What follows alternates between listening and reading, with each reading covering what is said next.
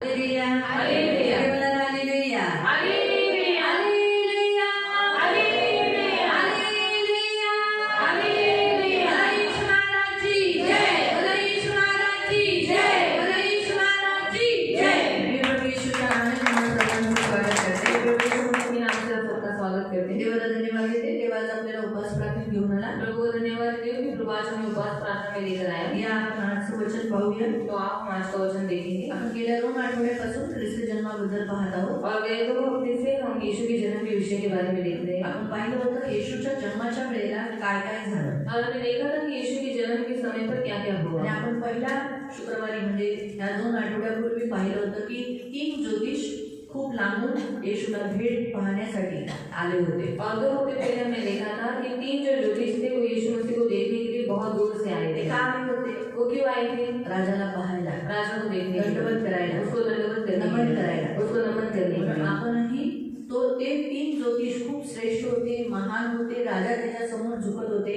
पण असे हे 3 ज्योतिष देवाच्या पुत्राला दंडवत करायला आले. और वो 3 ज्योतिष बहुत श्रेष्ठ थे, वो महान थे, राजा भी उसके सामने झुकता था। और हम देखते हैं कि ऐसे 3 ज्योतिष यीशु मसीह को मिलने के लिए बहुत ते बड़ी 3 खुशी आई। ज्योतिष रिच होते, और वो तीनों भी ज्योतिष बहुत अच्छे थे, श्रीमंत होते, वो अमीर थे, त्यांच्या हाताखाली सेना होती. और उनके हाथों में सेना थी। तरी पण ते एवढ्या लांबून ते खास राजा देवाच्या पुत्राला दंडवत करायला आले. और फिर भी वो इतने दूर से राजा को दंडवत करने के लिए पण आए। आपणही देवाचा पुत्राचा जन्म होतोय, मग आपण असे बहाणे नाही म्हटले पाहिजे मी खूप लांब आहे, माझ्याने जमणार नाही, माझ्याने होणार नाही, असं नाही झालं पाहिजे. आपल्यालाही देवाच्या पुत्राजवळ यायचं आहे, त्याला दंडवत करायचे, त्याची भक्ती करायची, त्याची आराधना करायची. और यीशु मसीह भी राजा है, तो हमें उसके पास आना है। हमें ऐसा बहाने नहीं देना है कि हम बहुत दूर रहते हैं, हमें नहीं होगा, हमारे पास समय नहीं है, ऐसा कुछ नहीं बोलना है। पर हमारे यीशु मसीह जो राजा है उसके पास हमें आना है और उसको दंडवत करना है।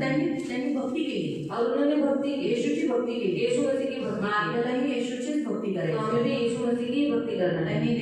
त्याने येशू ख्रिस्ताला भेट दिली. और उन्होंने यीशु मसीह को भेंट दिया। पण आपणही येशू ख्रिस्ताला भेट देणं आपल्या कुवतीनुसार आपल्याला जे जमते ते आपण देवाला देणं गरजेचं आहे. और हमें भी परमेश्वर को भेंट देना जरूरी है। हमारी कुवत के अनुसार हमें परमेश्वर को भेंट देना है। तर मग ही गोष्ट आपण त्या मागील लोकांच्या द्वारे आपण शिकलो. और ये बात हमने इन ज्योतिषों के द्वारा देखी। दुसरं आपण पाहिलं म्हणजे गेल्या शुक्रवारी और गए शुक्रवार को हमने देखा था काय पाहिलं?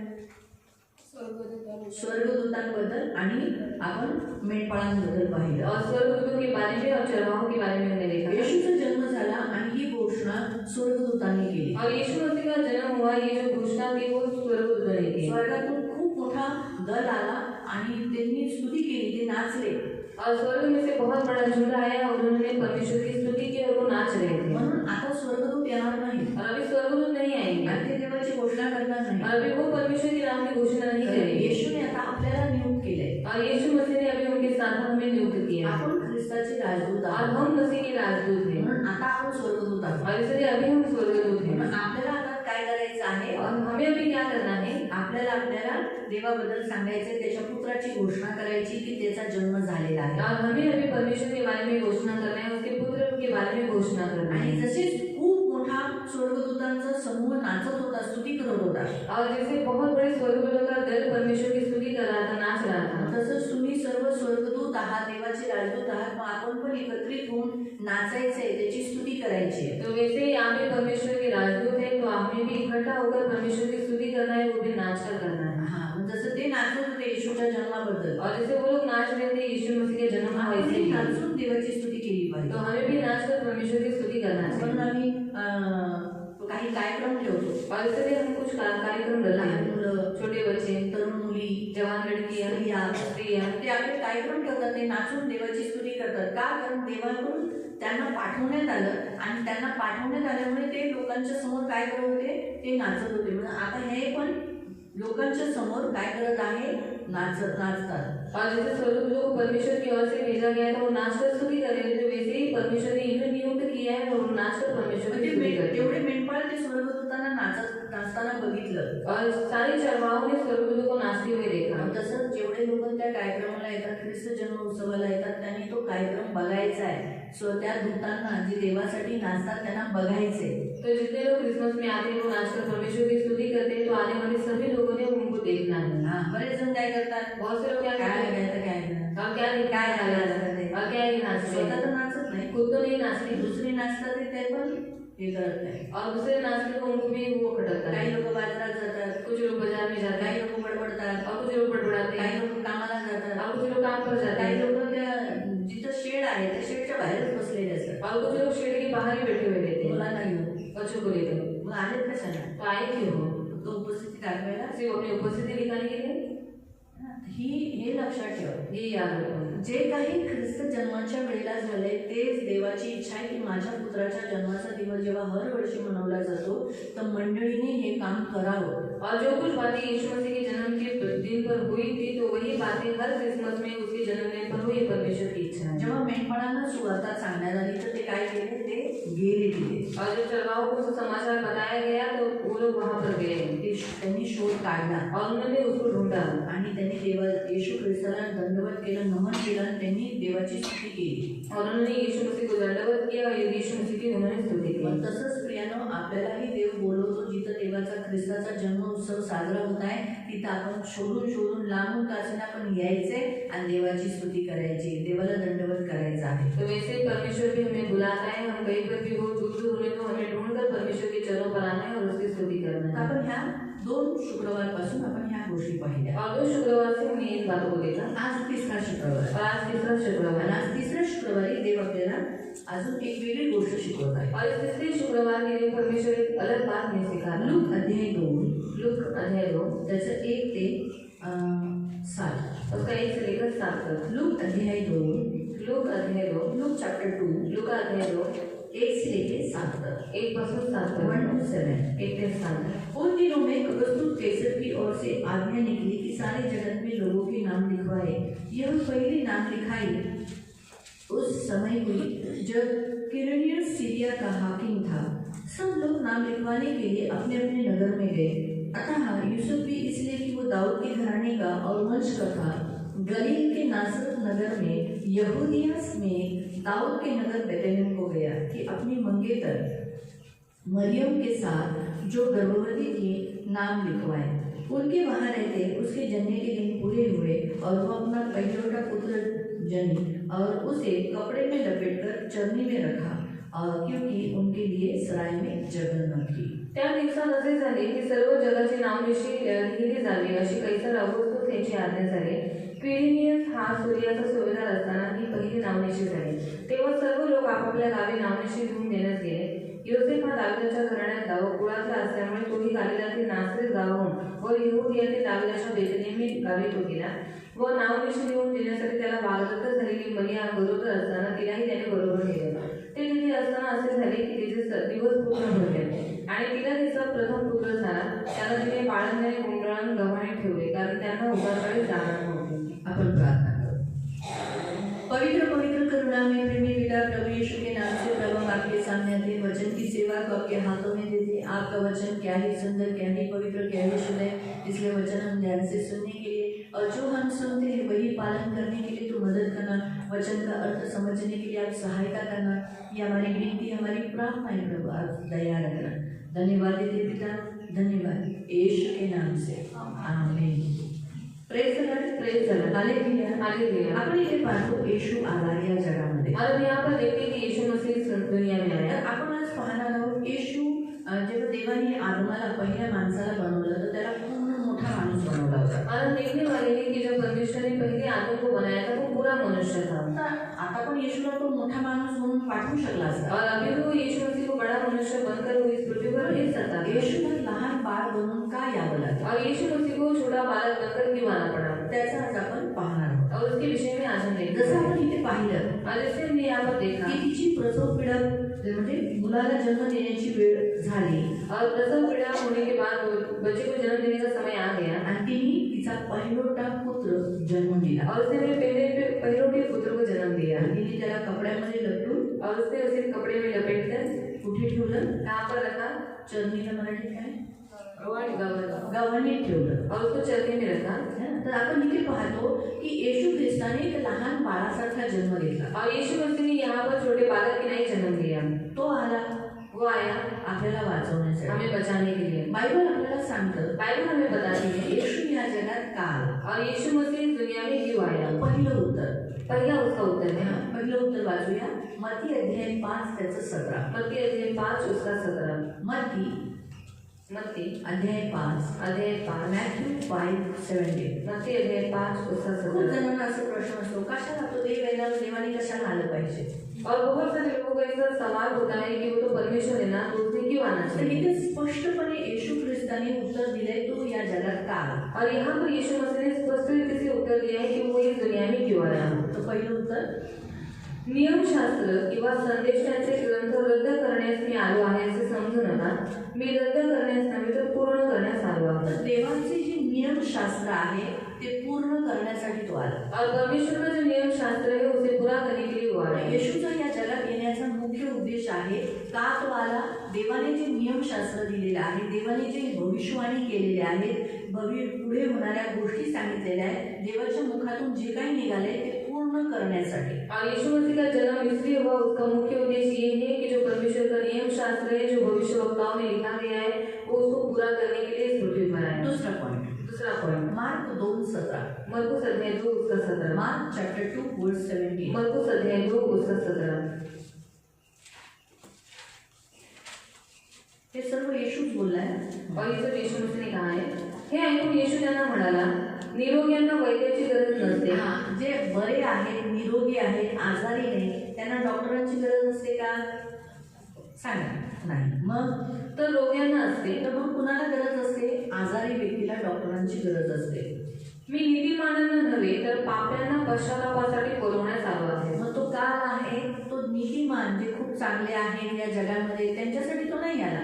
म्हणजे पापी आहेत, त्यांना पश्चाताप करावा, त्यांना असं वाटावं की हो मी पापी आहे, मी चुकलो, मला माफ कर, मला तुझी गरज आहे देवा, त्यांना वाचवण्यासाठी तो आला. और इस दुनिया में जितने लोग धर्मी हैं उनको बचाने के लिए नहीं, पर जो लोग कहते हैं कि मैं पापी हूँ, मुझे क्षमा कर, मैंने आपको बहुत दुखा है, उन पापियों को बचाने के लिए यीशु मसीह आया. जे त्यांना पश्चाताप करवण्याचा, और उनको पश्चाताप करवाने के लिए, ज्यांना पापात जगायचं नाही, और जिनको पाप में नहीं जीना है, त्यांना त्या पापातून मुक्त व्हायचे, और उनको उन पापों से मुक्त होना है, पश्चाताप करण्यासाठी. और उनको पश्चाताप करवाने के लिए. आज असे किती लोक आहेत ज्यांना असं वाटत नाही की त्यांनी ते पाप केलं आहे. और आज ऐसे कितने सारे लोग हैं जो पाप करने के बावजूद भी उनको एहसास नहीं होता कि मैंने पाप किया है. त्यांना असं वाटतं मी काही चूक नाही केली आहे. और उनको ऐसा लगता है कि मैंने कोई गलती नहीं की. सगळे मूर्ती पूजा करतात, सब लोग मूर्ति पूजा मी पण करते करतो, तो मैंने भी की. सगळे असे लग्न करतात, मी पण करतो, और सब लोग ने एक तरीके से शादी किया, मैं भी करता हूँ. सगळे जादू बनवायला जातात, मी पण जातो, और सब लोग जादू टोना करने वाले के पास जाते हैं, मैं भी जाता हूँ. सगळे दारू पितात, मी पण और इस पितो. संसार में सब लोग दारू पीते हैं, मैं भी पीता हूँ. तर काय, और उसमें क्या है? पुरुष है, मैं पुरुष हूँ, मी बाई आहे, मैं स्त्री हूँ, काही करू शकतो, और मैं कुछ भी कर सकता हूँ. है ना. तर किंवा काही लोक व्यभिचार करतात, कि कुछ होता है लोग व्यभिचार करते हैं, त्यांना असं वाटतं की व्यभिचार करणं पाप नाही. और उनको ऐसा लगता है कि व्यभिचार करना एक पाप नहीं है, ये शरीर है. शरीराने मागितलं, और शरीर ने मांग की, जसं त्याला जेवण देतो तसं शरीराची ही भूक पण भागवणं गरजेचं आहे. और जैसे शरीर को खाना खिलाते हैं वैसे शरीर की इस भूख को मिटाना ही हमारा काम है. म्हणून त्यांना हे पाप आहे हे वाटत नाही. और ये पाप भी उनको एहसास नहीं होता. परंतु ज्यांना असं वाटतं की नाही हे चूक आहे, मी हे जे करतो ते चूक आहे, पर जिनको ऐसा लगता है कि मैं जो कर रहा हूँ वो गलत है, त्यांना पश्चाताप करण्यासाठी. और उनको पश्चाताप करवाने के लिए. पश्चाताप म्हणजे कसं, पश्चाताप मतलब कैसे हे है? प्रभू मी चुकलो, मला माफ कर, और हे प्रभु मेरी गलती की मुझे माफ कर, मला स्वीकार कर, मेरा स्वीकार कर. त्याला म्हणतात पश्चाताप. और उसे बोलते हैं पश्चाताप. आणि ते पाप सोडून दे, और उन पापों को छोड़ देना. त्यासाठी येशू आला. और इसीलिए यीशु मसीह आया. त्या लोकांसाठी नाही आला जे म्हणतात की नाही हे सगळं चालतं. और उन लोगों के लिए नहीं आया जो लोग कहते हैं कि नहीं ये सब कुछ चलता है. तर जगात आलोय करणं गरजेचंच आहे. और पृथ्वी पर आए तो ये सब कुछ करना तो जरूरी है. तर ठीक आहे, त्यांच्यासाठी येशू नाही आला. और उनके लिए यीशु मसीह नहीं आया. त्या लोकांसाठी आला ज्यांना पश्चातापाची गरज आहे. और यीशु मसीह उन लोगों के लिए आया जिनको पश्चाताप की जरूरत है. तीसरा आपण वाचूया मार्क अध्याय 10:45. मरकुस अध्याय 10 उसका 45. Mark chapter 10:45. मरकुस अध्याय 10 उसका 45. मग आपण पाहू येशू लहान होऊन का आला. और फिर हम बातें देखेंगे कि यीशु मसीह बालक बनकर क्यों मी आए. तुम्हाला 6 पॉइंट सांगते येशू आला या जगात. और मैं आपको 6 पॉइंट बताऊंगी कि यीशु मसीह इस दुनिया में आया.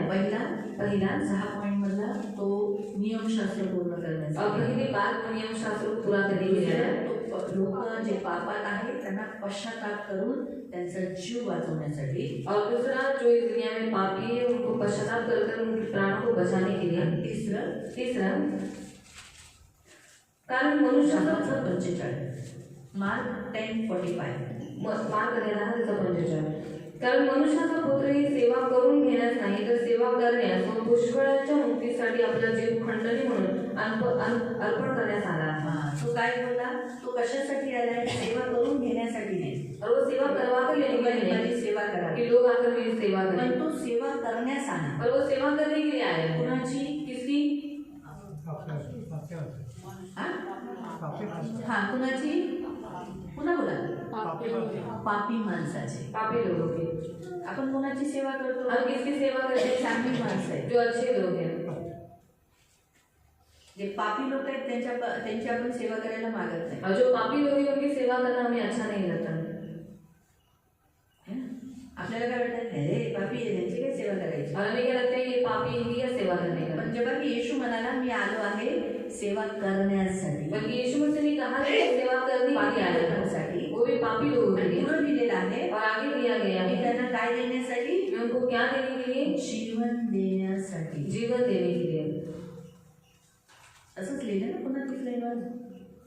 तर सेवा करण्यास व पुष्कळांच्या मुक्तीसाठी आपला जीव खंडणी म्हणून अर्पण करण्यास आला. मी लोकांना साठी मुक्ती देण्यासाठी, त्यांना छुटकारा देण्यासाठी, त्यांना जीवन देण्यासाठी आलेलो आहे. और लोगों को मुक्ति देने के लिए, छुटकारा देने के लिए और जीवन देने के लिए मैं आया. येशूचा तिसरा मुख्य जो उद्देश आहे येण्याचा, या पृथ्वीवर येण्याचा जो मुख्य उद्देश आहे आपल्याला वाचवण्यासाठी, जीवन देण्यासाठी. और यीशु मसीह का इस पृथ्वी पर आने का मुख्य तीसरा उद्देश्य है कि हम सब लोगों को जीवन देने के लिए, हमें बचाने के लिए. चौथा योहान 3:17. यूहन्ना अध्याय 3:17. जॉन 3:17. यूहन्ना अध्याय 3:17. जॉन यूहन्ना 3:17. अध्याय 3:17. योहान 3:17.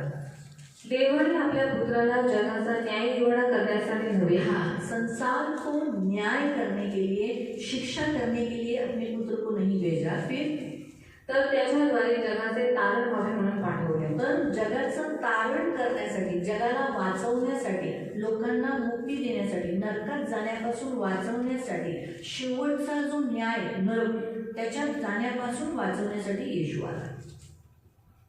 काय?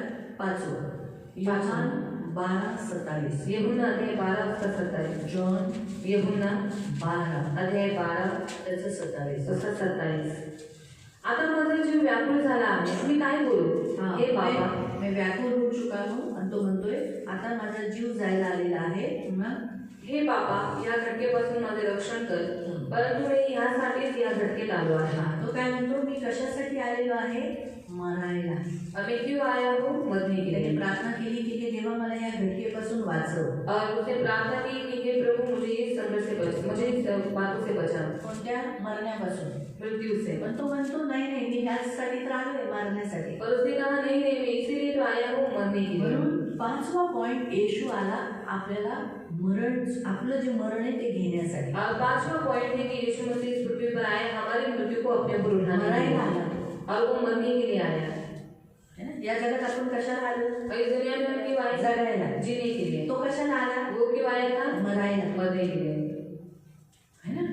हे आपण अगदी स्पष्टपणे तो म्हणतोय मी आलो मरायला. और स्पष्ट रीति से वो कहता है कि मैं आया हूँ मरने के लिए. सहावं और छठवां जॉन यूहन्ना 1:14. अध्याय 1 उसका 14. जॉन यूहन्ना 1:14. अध्याय 1 उसका 14. शब्द देही झाला, शब्द देहधारी झाला व त्याने आमच्यामध्ये वस्ती केली आणि आम्ही त्याचा गौरव पाहिला. तो पित्यापासून आलेल्या एकुलत्या एकाचा गौरव असावा असा अनुग्रह व सत्य यांनी परिपूर्ण होता. त्याने देवाचा गौरव करण्यासाठी आला. और परमेश्वर की महिमा करने के लिए वो आया. जगात सगळेजण जगतात, स्वतःसाठी जगतात. और दुनिया में सब लोग आते हैं, खुद के लिए जीते हैं, पण कोणी देवाचा गौरव करत और नाही. कोई भी परमेश्वर की महिमा नहीं करता. देवाला काय आवडतं? परमेश्वर को क्या देवाची काय इच्छा? परमेश्वर की क्या इच्छा? देव याने खुश आहे. परमेश्वर इन बातों को पसंद नहीं किया, इन बातों को नहीं सोचते. त्याला काय वाटतं? उनको क्या लगता मला है? चांगलं वाटतं ना, मुझे अच्छा लगा मी ना, करणार. मैं करूंगा. पण देवाला आवडतं का? पर प्रभु को अच्छा लगा है क्या? ये नहीं पूछता. येशू काय कशासाठी आला? यीशु मसीह क्यों आया? देवाला काय आवडतं ते करण्यासाठी आला. परमेश्वर को जो अच्छा लगता है उन बातों को करने आणि के लिए देवाला आया. त्याने गौरव दिला. और उसने परमेश्वर को महिमा की. त्याने सर्व गौरव देवाला दिला. मतलब उन्होंने सारी महिमा परमेश्वर को दी त्याच्यासाठी तो आला. और इसलिए वो आया. मग तो लहान म्हणून का आला? वो बालक बनकर क्यों आया? आपण काय पाहतो हम क्या देखते हैं तो लहान बनून कि वो बालक बनकर आया मोठा होऊन सुद्धा हे सर्व करू शकत होता. और वो बड़ा होकर यहाँ पृथ्वी पर आने के बाद सब कुछ ये बातें कर सकता था. आपण पाहतो येशू ह्या जगात आला बाळ बनून. और हमने देखा कि यीशु मसीह इस पृथ्वी पर उन्होंने जन्म लिया बालक बनकर. मग का बाळच? तो क्यों बालक बनकर आपण आए? त्याचे 3 उत्तर पाहणार. तो उसके 3 उत्तर को हम देखेंगे. तुम्हाला कळाले 6 उत्तर? और 6 उत्तर आपको समझ में आए कि यीशु मसीह आया. कशासाठी आला? क्यों आया? गौरव करण्यासाठी आहे देवाचा गौरव करण्यासाठी, परमेश्वर की महिमा करने के लिए आणि जे देवाला आवडते ते पूर्ण करण्यासाठी आहे. देवाला आवडतं ते पूर्ण करण्यासाठी आला. नियमशास्त्र पूर्ण करण्यासाठी आला. पापांवर पश्चाताप करण्यासाठी आला. तिसरा मुक्ती आणि जीवन देण्यासाठी आला. चौथा न्याय करायला नाही, तारण करण्यासाठी आला. पाचवं मरायला आला. आणि 6वं देवाचा गौरव करायला. मग आता आपण पाहणार आहोत, आपण जसं लूक अध्यायामध्ये वाचलं की येशू लहान बनून त्यांनी, जसे आपण कसे लहान बनून आईच्या पोटात आलो, आईच्या पोटात आल्यानंतर वाढलं 9 महिने, 9 महिने पूर्ण झाल्यानंतर येशूने जन्म घेतला, तसा येशूचा जन्म इथे झाला. और हम देखते हैं कि जैसे माँ के गर्भ में हम लोग आए, फिर हम बड़े, फिर हमारा जन्म हुआ, तो वैसे ही यीशु मसीह का भी जन्म हुआ. मग येशूने असा का घेतला? तो यीशु मसीह ने इसे जैसे जन्म क्यों लिया? त्याचे आपण 3 कारण पाहू. और उसकी हम 3 बातों को देखने वाले हैं. पहली बात, पहिलं कारण आहे राजा होणे. और पहला कारण है राजा होने के लिए. येशू राजा आहे और यीशु मसीह राजा है आणि तो राजा होणं हे गरजेचं आहे. और वो राजा होना जरूरी है. तो जर मोठा होऊन पैदा झाला असता और अगर वो बड़ा होकर उसने जन्म लेता तो राजा नसता झाला. तो वो राजा नहीं बन पाता. राजा होण्यासाठी और राजा होने के लिए त्याला दाविदाच्या वंशात येणं गरजेचं आहे. और उसको दावीद के वंश में आना जरूरी है. आणि दाविदाच्या वंशामधून एक राजा उत्पन्न होईल, एक पुरुष उत्पन्न होईल, एक घोषणा करण्यात आली, भविष्यवाणी करण्यात आली. और दावीद के वंश से एक राजा उत्पन्न होगा, ऐसी घोषणा की गई थी, ऐसी भविष्यवाणी की गई थी. या आपण वचन वाचू. आओ हम वचन को पढ़ेंगे. सर्वात पहिलं वचन वाचू 2 सॅम्युएल दूसरा शमूएल अध्याय 7 अध्याय 7 त्याचं 12. उसका 12. 2 सॅम्युएल दूसरा शमूएल अध्याय 7 अध्याय 7 त्याचं 12. उसका 12. तुझे दिवस पुरे झाले आणि तू जाऊन आपल्या पितरांबरोबर निजलास, म्हणजे तुझ्या पुढच्या वंशजाला, तुझ्या मागून पोटच्या वंशजाला तुझ्या मागून स्थापून त्याच्या मागे स्थापून त्याचे राज्य स्थिर करेल. त्याचे राज्य ते काय करेल? स्थिर करेल. म्हणजे तुझं राज्य सदैव स्थिर राहील, तुझ्या राजगदीवर एक सदैव राहील. और तेरा राजघराना स्थिर रहेगा, और तेरे राजगद्दी के ऊपर एक हमेशा स्थिर रहेगा. ही भविष्यवाणी देवाने त्याला ब्लेसिंग दिलेली दाविदाला. और ये भविष्यवाणी मतलब ये आशीष परमेश्वर ने दावीद को दी. म्हणून जर दाविदाच्या कुळातून येणारा हा नसता और अगर दावीद के वंश से ही अगर नहीं आता तर काय झालं असतं? तो क्या होता? तर नियमशास्त्र तोडलेला असता. तो नियम शास्त्र का उल्लंघन करने वाला होता. जर तो असा आदमासारखा और अगर वो आदम ही जैसा मोठा माणूस म्हणून आला असता, और एक बड़ा पुरुष बनकर आता तो आपल्यासाठी त्याने जीव दिला असता. और हमारे लिए उसने अगर प्राण दिया होता. देवाने काय भविष्यवाणी केली? और परमेश्वर ने क्या भविष्यवाणी की? दाविदाच्या कुळातून येणं गरजेचं. और दावीद के वंश से आना जरूरी है. पण दाविदाच्या कुळातून येण्यासाठी और दावीद के वंश से आने के लिए त्याला काय करायला लागेल? उसे क्या करना पड़ेगा? त्याला दाविदाच्या घराण्यातली मुलगी, दाविदाच्या घराण्यातला मुलगा यांचा वापर करावा लागेल. और दावीद के वंश में से कोई लड़का, दावीद के वंश में से कोई लड़की, इनका इस्तेमाल करना होगा. आणि म्हणून प्रियांनो, और इसीलिए प्रियो, ही दाविदाच्या कुळातली होती. और मरियम ये दावीद के वंश की थी. आणि दाविदाच्या कुळातली असल्यामुळे और दावीद के वंश के होने के त्याचा कारण होणारा नवरा तो सुद्धा दाविदाच्याच कुळातला होता, योसेफ. और उसका वो जो होने वाला जो पति था वो भी दावीद के वंश में से ही था. उसका नाम था यूसुफ. म्हणून जेव्हा तिचं लग्न झालं और इसलिए जब उसकी शादी हुई, त्यामुळे त्या मुलाचा बाप म्हणून कुणाचं नाव म्हणण्यात आलं? योसेफ. तब इसका पिता बोलकर किसका नाम लिखा गया? यूसुफ का. जेव्हा जन्माचे दिवस पूर्ण झाले और जब उसके प्रसव का समय पूरा हुआ, त्याच्या अगोदरच त्याने नाव लिहिण्यात आलं. और उसके पहले उसका नाम लिखा गया ना, योसेफ, माझी बायको, माझं मुलाचं नाव येशू, मेरी पत्नी और मेरा बेटा, उसका नाम है यीशु. हे नाव नोंदणी झाली. और ये नाम लिखा. दाविदाच्या कुळातून आला ना तो. और वो दावीद के वंश में से आया. जर राजा व्हायचंय, अगर राजा होना है तर त्याला बाळ म्हणूनच यावं लागेल, तो उसे बालक बनकर ही आना होगा, तरच तो दाविदाच्या घराण्यातला बनतात. तो ही वो दावीद के घराने से है, ऐसा कहा जाता मी है। तुम्हाला जुन्या करारात जरा नेते. और जुनी करार में मैं थोड़ा आपको लेकर जाते हैं। रूत आठवते? रूत याद है? आठवते? रूत 5 जण होती और रूत की 5 नहीं थी, आणि नोआमीची जी दोन्ही मुलं होती ते पण निरपुरुष, म्हणजे त्यांच्यात मुलं जन्माची क्षमता नाही असं नव्हतं. और जो नाओमी के जो लोग बच्चे थे वो बच्चे को जन्म नहीं दे सकते, ऐसा उनमें कुछ भी नहीं था। जेव्हा नोआमीच्या मुलाचं लग्न रूत बरोबर झालं, और जब नाओमी के बेटे की शादी जब रूत के साथ हुई, तर तुम्हाला माहिती आहे त्यांना मूल नाही झालं, तिला मूल नाही झालं. तो आपको मालूम है उसको बच्चा नहीं हुआ। जर ते मूल झालं असतं ना और अगर वो बच्चा होता ना तर एलिमेंटचे वंश म्हणून चालला गेला असता. तो अलीमेली का वंश बोलकर वो चलता, म्हणून तिला मूल नाही झालं. और इसलिए उसको बच्चा नहीं हुआ। आणि मग काय झालं, इससे क्या हुआ? तिला मूल नव्हतं. नोआमी आणि रूत कुठे आले? आपल्या नगरात आले. और उसको बच्चा नहीं था तो फिर नोआमी और रूत अपने नगर में आए, बेथलेहममध्ये आले. बेथलेहम में वापस आए। बेथलेहममध्ये बोअज नावाचा माणूस आहे जो दाविदाच्या घराण्यातला आहे. और बेथलेहम में बोअज नाम का एक मनुष्य है जो दावीद के घराने से है। है ना? आणि म्हणून जेव्हा त्यांचा विवाह झाला और इसलिए जब उनका विवाह हुआ तब उनको बेटा हुआ। त्यांना काय झाला? उसको क्या हुआ? मुलगा झाला. उसको बेटा तो हुआ। मुलगा मग काय झाला? और वो बेटा फिर क्या हुआ? दाविदाच्या कुळातला म्हणण्यात आला. दावीद के वंश में ऐसा गिना गया। देवाची इच्छा होती रूत येशूच्या वंशावलीमध्ये असावी. और परमेश्वर की इच्छा थी कि जो रूत थी वो यीशु मसीह की वंशावली में हो, म्हणून रूतचं नाव आहे और इसलिए रूत का नाम येशूच्या वंशावली. यीशु मसीह की वंशावली है। तिच्याद्वारे येशेच्या द्वारे नाही, तिच्याद्वारे ओबेच्या द्वारे ईशेच्या द्वारे दावीद, और उसके द्वारा ओबेद, ओबेद के द्वारा यीशु, और यीशु के द्वारा दावीद उत्पन्न हुआ। हे लक्षात ठेवा. ये हमेशा याद रखो। म्हणून लक्षात ठेवा की ते देवाचं वचन पण असंच सांगतं. और इसलिए परमेश्वर का वचन हमें यहाँ पर भी येशूला जर दाविदाच्या कुळातला राजा म्हणून घोषित व्हायचंय, आणि तो राजा आहे, तो राजा आहे, पण पृथ्वीवर सुद्धा त्या कुळातला राजा आहे असं जर डिक्लेअर करायचं तर त्याला बाळ म्हणूनच जन्म घ्यावा लागेल. और यीशु मसीह राजा है, पर वो एक उस वंश का एक राजा है, तो ये डिक्लेअर करने के लिए उसको बालक बनकर ही जन्म लेना पड़ेगा। दुसरं वचन वाचू. स्तोत्र संहिता 132 त्याचं 11. भजन संहिता अध्याय 132 उसका 18। साम 132 भजन संहिता अध्याय 132 वर्स 11. उसका 11।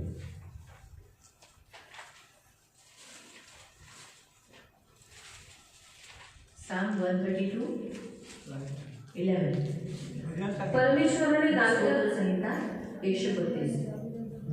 परमेश्वराने दाविदाजवळ खरी शपथ वाहिली आहे। दाविदाला शपथ वाहिली. काय शपथ वाहिली? तो माघार घेणार नाही। ती शपथ अशी की मी तुझ्या पोटच्या फळातले तुझ्या राजासनावर बसवेन। मी तुझ्या पोटचं फळ काय करेल? तुझ्या राजासनावर बसवेल. मग राजा व्हायचंय जर येशूला तर त्यासाठी त्याचं पोटचं फळ होणं गरजेचं आहे ना. अगर यीशु मसीह जो राजा होना है तो उसको गर्भ का फल होना जरूरी है ना। कळालं तुम्हाला? समझ में आया आपको? आता तिसरं वचन वाचू. और तीसरा वचन पढ़िए। यशाया 9 यशायाह अध्याय 9 6 आणि 7. उसका 6 और 7 हेच वचन आहे आपलं. यही वचन है हमारा क्रिसमस का। या 25 तारखेला हेच वचन घेणार आहोत. स्तोत्र आयझाया 9 6 आणि 7. खूप सुंदर आहे वचन. आयझाया 9 6 and 7. यशायाह 9 त्याचे 6 आणि 7। कारण आमच्यासाठी बाळ जन्माला आहे। आपल्यासाठी. कुणासाठी बाळ जन्म झाला आहे? कुणासाठी? आपल्यासाठी. तो बाळ म्हणून का आला? आपल्यासाठी. और वो बालक बनकर क्यों आया? हमारे लिए। आपल्यासाठी तो बाळ म्हणून आला और हमारे लिए वो बालक बनकर आया। आता मी उदाहरण तुम्हाला सांगते. उदाहरण मैं आपको बताती हूँ। तुमच्या घरामध्ये एखादा माणूस आला और आपके घर में कोई एक मनुष्य आया, कोणी माणूस, कोई भी इंसान, तुम्ही तुमच्या घराण्यात त्याला स्वीकाराल का? और आपके घराने में आप उसका स्वीकार करोगे क्या? पण तुमच्या मुलाला, आपके बच्चे को, तुमच्या मुलीला, आपकी बेटी को, तुमच्या नातवाला या फिर आपके नाती को मूल झालं बच्चे हुए तर तुम्ही काय म्हणाल? तो आप क्या कहोगे? आमचा. अरे हमारा ही है। कळलं मला आता? एखादा माणूस येतो तुमच्या घरात, और कोई मनुष्य आपके घर में आता हो है, मला मी तुमच्या घराण्याचा आहे, और मैं आपके घराने से हूँ, तुम्ही काय म्हणाल? तो आप क्या कहोगे? ते बाबा पाहुणावर राहतो, और तो मेहमान ठीक है, जेव तो खाना खा आणि जा. और चला जा। माझ्या कुळातला नाही तू. अब तो मेरे वंश में से नहीं है, पण पर तुमच्या मुलीला, आपके बेटे को मुलाला, या फिर बेटे को, भावाला, भाई को, बहिणीला, बहन को, किंवा नातवाला या मुलं फिर झालं. आपकी नाती को वो बच्चे तुम्ही होते काय हैं, बोलाल? तो आप क्या कहोगे? हे आमचं आहे हा. और ये हमारा है। आता कळालं तुम्हाला? आपको समझ में आया? म्हणून येशूला बाळ म्हणून जन्म घ्यावा लागला. और इसलिए यीशु मसीह को बालक बोलकर जन्म देना पड़ा। माहिती पडलं? नाही तर तो मोठा गुण येऊ शकला असता. और वो बड़ा पुरुष बनकर आ सकता था। आपण काय म्हणत असतो? तो हम उससे क्या कहते हैं? तू आमचा नाही, तू इस्रायली आहे. और तो हमारा नहीं, तो इस्राएली है। काय म्हणत असतं? क्या बोलते हैं हम लोग? तू इस्रायली आहे, तो इस्राएली आदमी। आमचा नाही आहे. अब तो हमारा नहीं है। आता तो बाळ म्हणून आला और अभी वो बालक बनकर आणि आया, आपण काय म्हणतो? इसलिए हम क्या कहते हैं? माझा आहे, वो मेरा है, आमचा आहे, वो हमारा है, येशू आमचा आहे. यीशु मसीह हमारा तो है, बाळ म्हणून. क्योंकि वो बालक बनकर आपण आया। बाळाला कधी नकारत नाही. बाळ नको, और बच्चा नहीं चाहिए ऐसा हम कभी नहीं बोलते, कुणाचंही बाळ असो, और किसी का भी बच्चा होने दो, पण त्याला स्वीकार कर. पर हम उसको स्वीकार करते हैं। बाळ आहे, बाळ आहे. बच्चा हो है, बाईला जागा द्या. और उससे को जगह दो। होतो ना, पुरुषांच्या डब्यामध्ये जेव्हा बायका चढतात लहान बाळाला घेऊन, और जिस जगह में जब स्त्री अपने बच्चों को लेकर चढ़ती है, पुरुषांना बोलावं नाही लागत, पुरुष को बोलना नहीं पड़ता तिला जागा द्या. कि उसको जगह दो, लगेच उठतात. तुरंत पुरुष भाई उठते हैं और बोलते हैं बैठो। है ना? जर ती दूध पाजत असेल और अगर वो दूध पिला रही होगी असे उभे राहतील, तो खड़े रहेंगे कोणी पाहू नये कि म्हणून. कोई उसे देख न सके।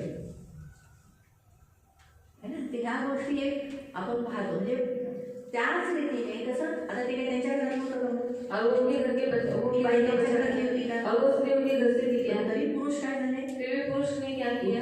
वो उठे त्या बाईला जागा द्या. और उस स्त्री को जगह दी। म्हणून या जगात जर बाळ म्हणून तुम्ही जर नाही कोणी आलं ना, त्याला स्वीकार करत नाही. त्याला आपण म्हणतो आई बाप नाही, कसं काय आला, बुद्ध नाही. तुम्हाला कळाल? तुला तू असा मोठा आला, बाबा बुद्धच हे आवडतं. और ये बड़ा पुरुष बनकर आया मतलब ये भूति होगा। करेक्ट ना? म्हणून आपण जेव्हा बाळ जन्म आलं, कोणी ना कोणी आजूबाजूवाले आपल्या गावातले लोक आपल्याला पाहतात. और कोई ना कोई अगर थोड़े से लोग देखते हैं फलाण्याचा मुलगा आहे, और ये इसका बेटा आई बाप है मेले, और माता पिता मर गए, बरोबर. म्हणजे बाळ म्हणून आले म्हणून स्वीकारलं. और बालक बनकर आया इसलिए संसार ने इसको स्वीकार किया। म्हणून येशूला जगात स्वीकार करण्यासाठी बाळ म्हणून जगात यावं लागलं. और इसलिए यीशु मसीह को इस जगत में स्वीकार करने के लिए बालक बनकर ही जन्म देना पड़ा। आणि आपण जे राजा होण्याचा जो विषय आहे और राजा होने का जो विषय है त्याच्यात दिला. उसमें दिया गया है, आम्हाला पुत्र दिला आहे, त्याच्या खांद्यावर सत्ता राहील। काय आहे त्याच्या खांद्यावर? काय? सत्ता, अधिकार, राजा आणि त्याला अद्भुत मंत्री, समर्थ देव, सनातन पिता, शांतीचा अधिपती म्हणतील। त्याच्या सत्ता वृद्धीला व शांतीला अंत नसणार, त्याचा अंत नाही. दाविदाच्या घराण्याच्या राजवंशाला अंत आहे का? आता युगानुयुग तो बसलेला जो आहे राजा म्हणून, तो राजा अंत नाही. कुणीही आता येशूला संपवू शकत नाही. और कोई भी अभी यीशु मसीह को खत्म नहीं कर सकता। खाली उतरून जा, तर तू नको आम्हाला राजा म्हणून, आम्ही बसतो, कोणालाही बसवतो, होऊ शकत नाही. और यीशु मसीह को नीचे उतार नहीं सकता कि अभी हम तेरे स्थान पर राजा होकर बैठेंगे, ऐसा कोई नहीं कर सकता। राजा होण्यासाठी और राजा होने के लिए बाळ म्हणून जन्म झाला. यीशु मसीह ने बालक बनकर जन्म ही दिया। सगळी वचनं क्रिसमसच्या दिवशी घेऊ शकतो, पण काय होतं, क्रिसमसच्या दिवशी सगळी पोरं जी माझी पुढं असतात ना, चल करतात, खूप आवाज करतात. और ये सारे वचन क्रिसमस के दिन पर मैं ले सकती हूँ, पर जो सामने छोटे बच्चे बैठे रहते हैं वो बहुत तकलीफ देते हैं, की छावण्याव करतात. बहुत बातचीत करते हैं, आणि काही लोक सारखे उठत असतात. और कुछ लोग बार बार उठते रहते हैं। आणि आता कशी तुम्ही शांत बसले, और अभी जैसे आपको शांति से ऐकता. आप सुन रहे हैं, मला असंच आवडतं, देवाला वचनाला आदर दिला. और मुझे ऐसे ही अच्छा लगता है कि परमेश्वर के वचन को आदर दिया हुआ। उठतात, बार बार उठते हैं इतकं पाणी पितात की सारखं लघवीला जावं लागतं. और इतना पानी पीने के बार बार बाथरूम में जाना पड़ता है। नाही, तो एक दिवसासाठी, एक दिवस पाणी न पिल्याने आपण नाही मरणार आहोत का? और एक दिन पानी न पीने से हम लोग क्या मरने वाले अरे ही बाई, हैं। आया आपल्या मुलाला मम्मी देते, आणि मग ती मम्मी, मग ते सारखी मम्मी जातात पोरांना घेऊन. और बार बार उनकी माँ उनको उठाकर लेकर जाती है, डिस्टर्बन्स होते. और फिर वो जो नींद है ना वो डिस्टर्बेंस हो जाती है। यावेळेला शुक्रवारी वचन घेतलं, और इसलिए शुक्रवार के दिन पर मैंने ये वचन दिया, कारण देवाचं वचन आपल्याला कळलं पाहिजे अर्थ. और परमेश्वर के वचन का अर्थ हमें अच्छी रीति से समझना चाहिए। त्या दिवशी जे वचन आहे ते कॉमन असेल, ते एक लोकांना तारणाचा संदेश असेल. और उस दिन वो वचन होगा, वो सबके लिए होगा, और लोगों के लिए उद्धार का वचन होगा। आणि आता आपल्याला त्याचा अर्थ एक आत्मिक आहोत आपण. और अभी हम लोग आत्मिक के एक आत्मिक अर्थ म्हणजे है आपल्याला आत्मिक अर्थ असला पाहिजे बस. और हमें आत्मिक अर्थ उसका मालूम होना चाहिए. म्हणून राजा होण्यासाठी येशूचा जन्म झाला. और राजा होने के लिए यीशु मसीह का जन्म हुआ. वाचलं पूर्ण? आता आपण दुसरं पाहूया. थोडंसं. तो दाविदाच्या सिंहासनावर बसून त्याचे साम्राज्य चालवेल आणि तेथून पुढे ते सर्व काळ न्यायाने व नीतिमत्तेने दृढ व स्थिर करेल. सेनाधीश परमेश्वराचा आवेशित सिद्धीस नक्कीच नाही. हळूहळू. तो दाविदाच्या सिंहासनावर तो बसून दाविदाच्या सिंहासनावर बसेल आणि त्याचे साम्राज्य चालवेल. तो त्याचं राज्य चालवेल. बस तेवढंच काही. कारण तुम्हाला आता तर राजा होण्यासाठी त्याला लहान म्हणून बनावं लागतं. राजा होने के लिए उसको बालक बनकर जन्म लेना पड़ा. दूसरा कारण आहे तो लहान म्हणून का आला. और दूसरा कारण है वो बालक बनकर क्यों आया. शैतानाचा जी डोकं आहे ते कुचलण्यासाठी और शैतान के सिर को कुचलने के लिए. नागाचा पराभव करण्यासाठी और जो सर्प है उसको हराने के लिए. त्याच्यासाठी त्याला बाळ बनवून बनावं लागतं. और उसके लिए उसको बालक बनकर जन्म लेना पड़ा. त्याच्यासाठी भविष्यवाणी केलेली. और उसके लिए भविष्यवाणी की गई है. उत्पत्ती अध्याय 3 त्याचं 15. उत्पत्ति अध्याय 3 उसका 15. उत्पत्ती अध्याय 3 15 उसका 15. हे वाचेपर्यंत मी तुम्हाला थोडक्यात सांगते.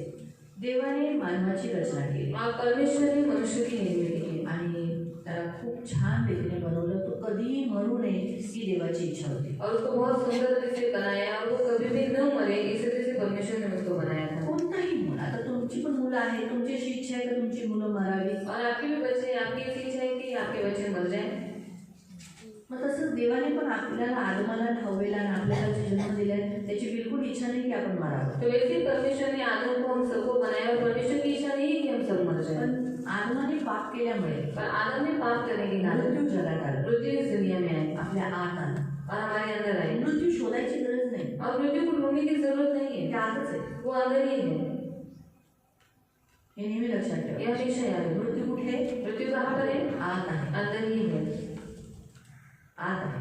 अंदर है. म्हणून जेव्हा आपण पाप करतो इसे जब हम पाप करते हैं त्यावेळेला उस समय आजार उद्भवतात और बीमारी उत्पन्न आणि होती मग है. हा आजार और ये बीमारी मृत्यूकडे नेतो. बाद में मृत्यु की ओर लेकर जाती है. आता आपण ख्रिस्ताला परिधान केले म्हणून मृत्यू सायलेंट आहे. और अभी हमने मसीह को परिधान किया है, इसलिए मृत्यु हमारे अंदर भी शांत है. शून्य आहे. वो शून्य है. पण जिथं आपण ख्रिस्ताला सोडलं पर जहाँ हमने यीशु मसीह को छोड़ दिया तर मृत्यू आली. तो मृत्यु अंदर आएगी. जागरूक हो. वो जागरूक हो जाएगी. म्हणून ख्रिस्ताला सोडणं मला आहे. और इसलिए यीशु मसीह को छोड़ना मना है. जर जगायचे अगर जीना है तर येशूला पकडून जगा. तो यीशु को पकड़कर जियो तरच तुमचा ब्रीथ म्हणजे तुमचा श्वास चालत राहील. और तो ही आपका श्वास चालू, सांस आपकी चालू रहेगी. जर तुम्ही येशू हे नाव घेणं सोडलं, और जब आपने यीशु मसीह नाम लेना छोड़ दिया येशूच्या मागे चालणं और सोडलं यीशु के पीछे चलना छोड़ दिया तर मृत्यू निश्चित आहे. तो मृत्यु निश्चित है. तर म्हणून देवाने त्या टायमाला आदम हव्वेला आणि सर्पाला श्राप दिला. तो परमेश्वर ने उस समय पर आदम और हवा को और सांप को श्राप दिया. पण सापाला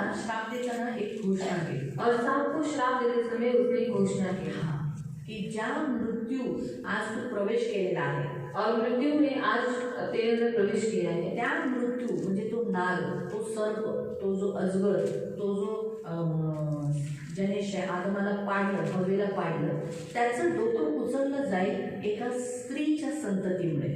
और वो जो मृत्यु थी, वो जो सांप था जिसने आदम और हवा को पाप में गिराया था, उसका सिर कुचला जाएगा एक स्त्री के वंश के द्वारा. तुम्ही सापाला और आप सांप को जर तुम्हाला मारायचं असेल अगर आपको मारना होगा तुम्ही त्याचं शेपूट कापा, तो आप उसकी पूंछ को काटो, मधून कापा, बीच में से उसको तरी तो काटो, जिवंत राहील. तो भी वो जीवित रहेगा. जेव्हा त्याचं तुम्ही डोकं चेचता तो जब आप उसके सिर को कुचलते हैं तेव्हा तो मरतो. तो वो मरता है. आणि तो दाखवतो मी मेलो नाही. और वो दिखाता है कि मैं मरा नहीं हूँ. त्याचं शेपूट तो असं और उसकी पूंछ असं को हिलाता रहता है. आणि त्या शेपटाने तो चालतो सुद्धा. म्हणजे त्या अंगाने मेलेल्या अंगाने सुद्धा थोडा वेळ तो मागे पुढे होतो. और मरे हुए बदल से वो थोड़े समय तक आगे पीछे होता है. आपल्याला वाटतं तो मेला नाही और वाटत. हमें ऐसा लगता है कि वो मरा नहीं है. डोकं उचललं सिर कुचल दिया तो वो मर गया. हे नेहमी लक्षात ठेवा. ये हमेशा याद हा रखना. माझा अनुभव आहे. ये मेरा अनुभव है. आम्ही जेव्हा या अंगणामध्ये सापाला मारलेलं, और इस आंगन में हमने जब सांप को मारा था त्याला चेचलं होतं त्याचं डोकं. और हमने उसके सिर को कुचला था. आणि आम्ही विचार केला रात्री मारले ना आपण सकाळी फेकू. और हमने सोचा कि हमने रात को मारा है तो सुबह फेंक देंगे. पण सकाळी उठून बघितलं तर तो साप नाही. और सुबह उठकर देखने के बाद हमने देखा कि सांप गायब हो चुका कुठे है. गेला?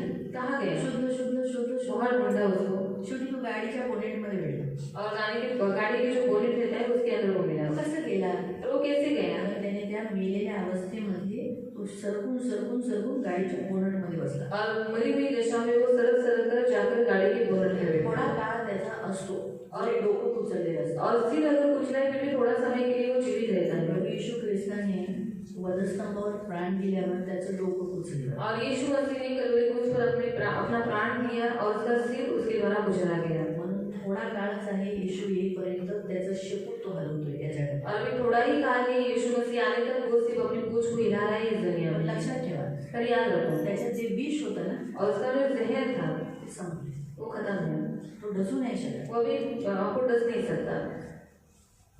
तो फक्त काय करू शकतो? वो सिर्फ क्या कर सकता है? अंगाने हलतो और बदन से वो हिलता है और उसका जहर नाही, कारण डोकं नहीं। डसमट कसं? और वो सीढ़ी नहीं है तो फिर आपको डसेगा कैसे? हे लक्षात ठेवा. और ये याद रखो। म्हणून येशू ख्रिस्ताने त्याचं शैतानाचं डोकं कुचलून विष संपवून त्याची जी मेन जी क्रिया होती माणसाला पकडायची, मारून टाकायची, घेऊन जायची, ती क्रिया संपवली येशूने. यीशु मसीह ने उसका सिर कुचलकर उसका जहर निकालकर उसकी जो मेन क्रिया थी मनुष्य को मारना, उनको लेकर जाना, उस क्रिया को यीशु मसीह ने पूरी रीति से खत्म कर दिया है। राहिलं फक्त काय होतं, आपल्या जीवनात थोडाफार कष्ट, त्रास, संकट, कष्ट देतो. और रही बात, वो हमारे जीवन में थोड़ा बहुत दुख दर्द तकलीफ हमें देता है, पण तो आपल्याला मारून टाकू शकत नाही. पर वो हमें मार नहीं डाल सकता। हे नेहमी लक्षात. और ये हमेशा याद रखो, जो कोणी येशूत आहे, जो कोई यीशु मसीह में है त्यांना तो मारू शकत नाही. उन्हें वो मार नहीं सकता त्यांना तो डसू शकत नाही. और उन्हें वो डस नहीं सकता। फक्त तो त्रास देतो आपल्याला. बस वो तकलीफ देता है हमें, फक्त त्रास देतो. सिर्फ तकलीफ देता है। आपल्या घरातल्या माणसांचा वापर करतो, हमारे घर के लोगों का इस्तेमाल करता है त्याच्याद्वारे तो आपल्याला छळतो. और उसके द्वारा वो हमें छलता है। कधी आपल्या शरीरात काही कमजोरी आहे त्याचा वापर करतो और आपण हमारे शरीर में जो निर्बलता है उनका इस्तेमाल वो करता है आणि त्याच्यात आपल्याला फसवून ठेवतो. और उसमें वो हमें फंसा कर रखता है। बस त्याच्या काही गोष्टींमध्ये तो आपल्याला आपल्या जीवनात काम करतो. बस ऐसे ही कुछ बातों को लेकर वो हमारे जीवन में काम करता है। हे नेहमी लक्षात. ये हमेशा याद तो रखो। आपल्याला मारून टाकू शकत पर वो हमें मार डाल नहीं सकता। म्हणून इयोबाला ची परीक्षा घेताना वैसे अय्यूब की परीक्षा लेते समय शैतानाला काय सांगितलेलं? शैतान को क्या कहा था? त्याच्या चमड्याला हात लाव पण त्याचा प्राण घेऊन. और उसकी त्वचा को तो हाथ लगा सकता है पर उसके प्राण को तो हानि नहीं कर सकता। प्राण देवाची इच्छा आहे तरच देव घेऊ शकतो, नाहीतर तो आपला प्राण शैतानाच्या तावडीत कधी सोडणार नाही. और हमारा प्राण सिर्फ अगर परमेश्वर की इच्छा होगी तो ही वो ले सकता है, पर शैतान हमारा प्राण नहीं ले सकता। कधी अलाव करणार नाही शैतानाला हिला मारून टाक. और कभी परमेश्वर शैतान को परमिशन नहीं देगा कि इसको मार डाले। त्याला नको ही जगायची. और परमेश्वर की इच्छा ही नहीं चाहिए तो फिर वो अपने साथ उसको ले लेगा। आगे चल. चल मैं आया हूँ तो चल मेरे साथ। पर शैतानाला म्हणणार नाही मारून टाक. शैतान को कभी नहीं वो कहेगा कि इसको मार डालो।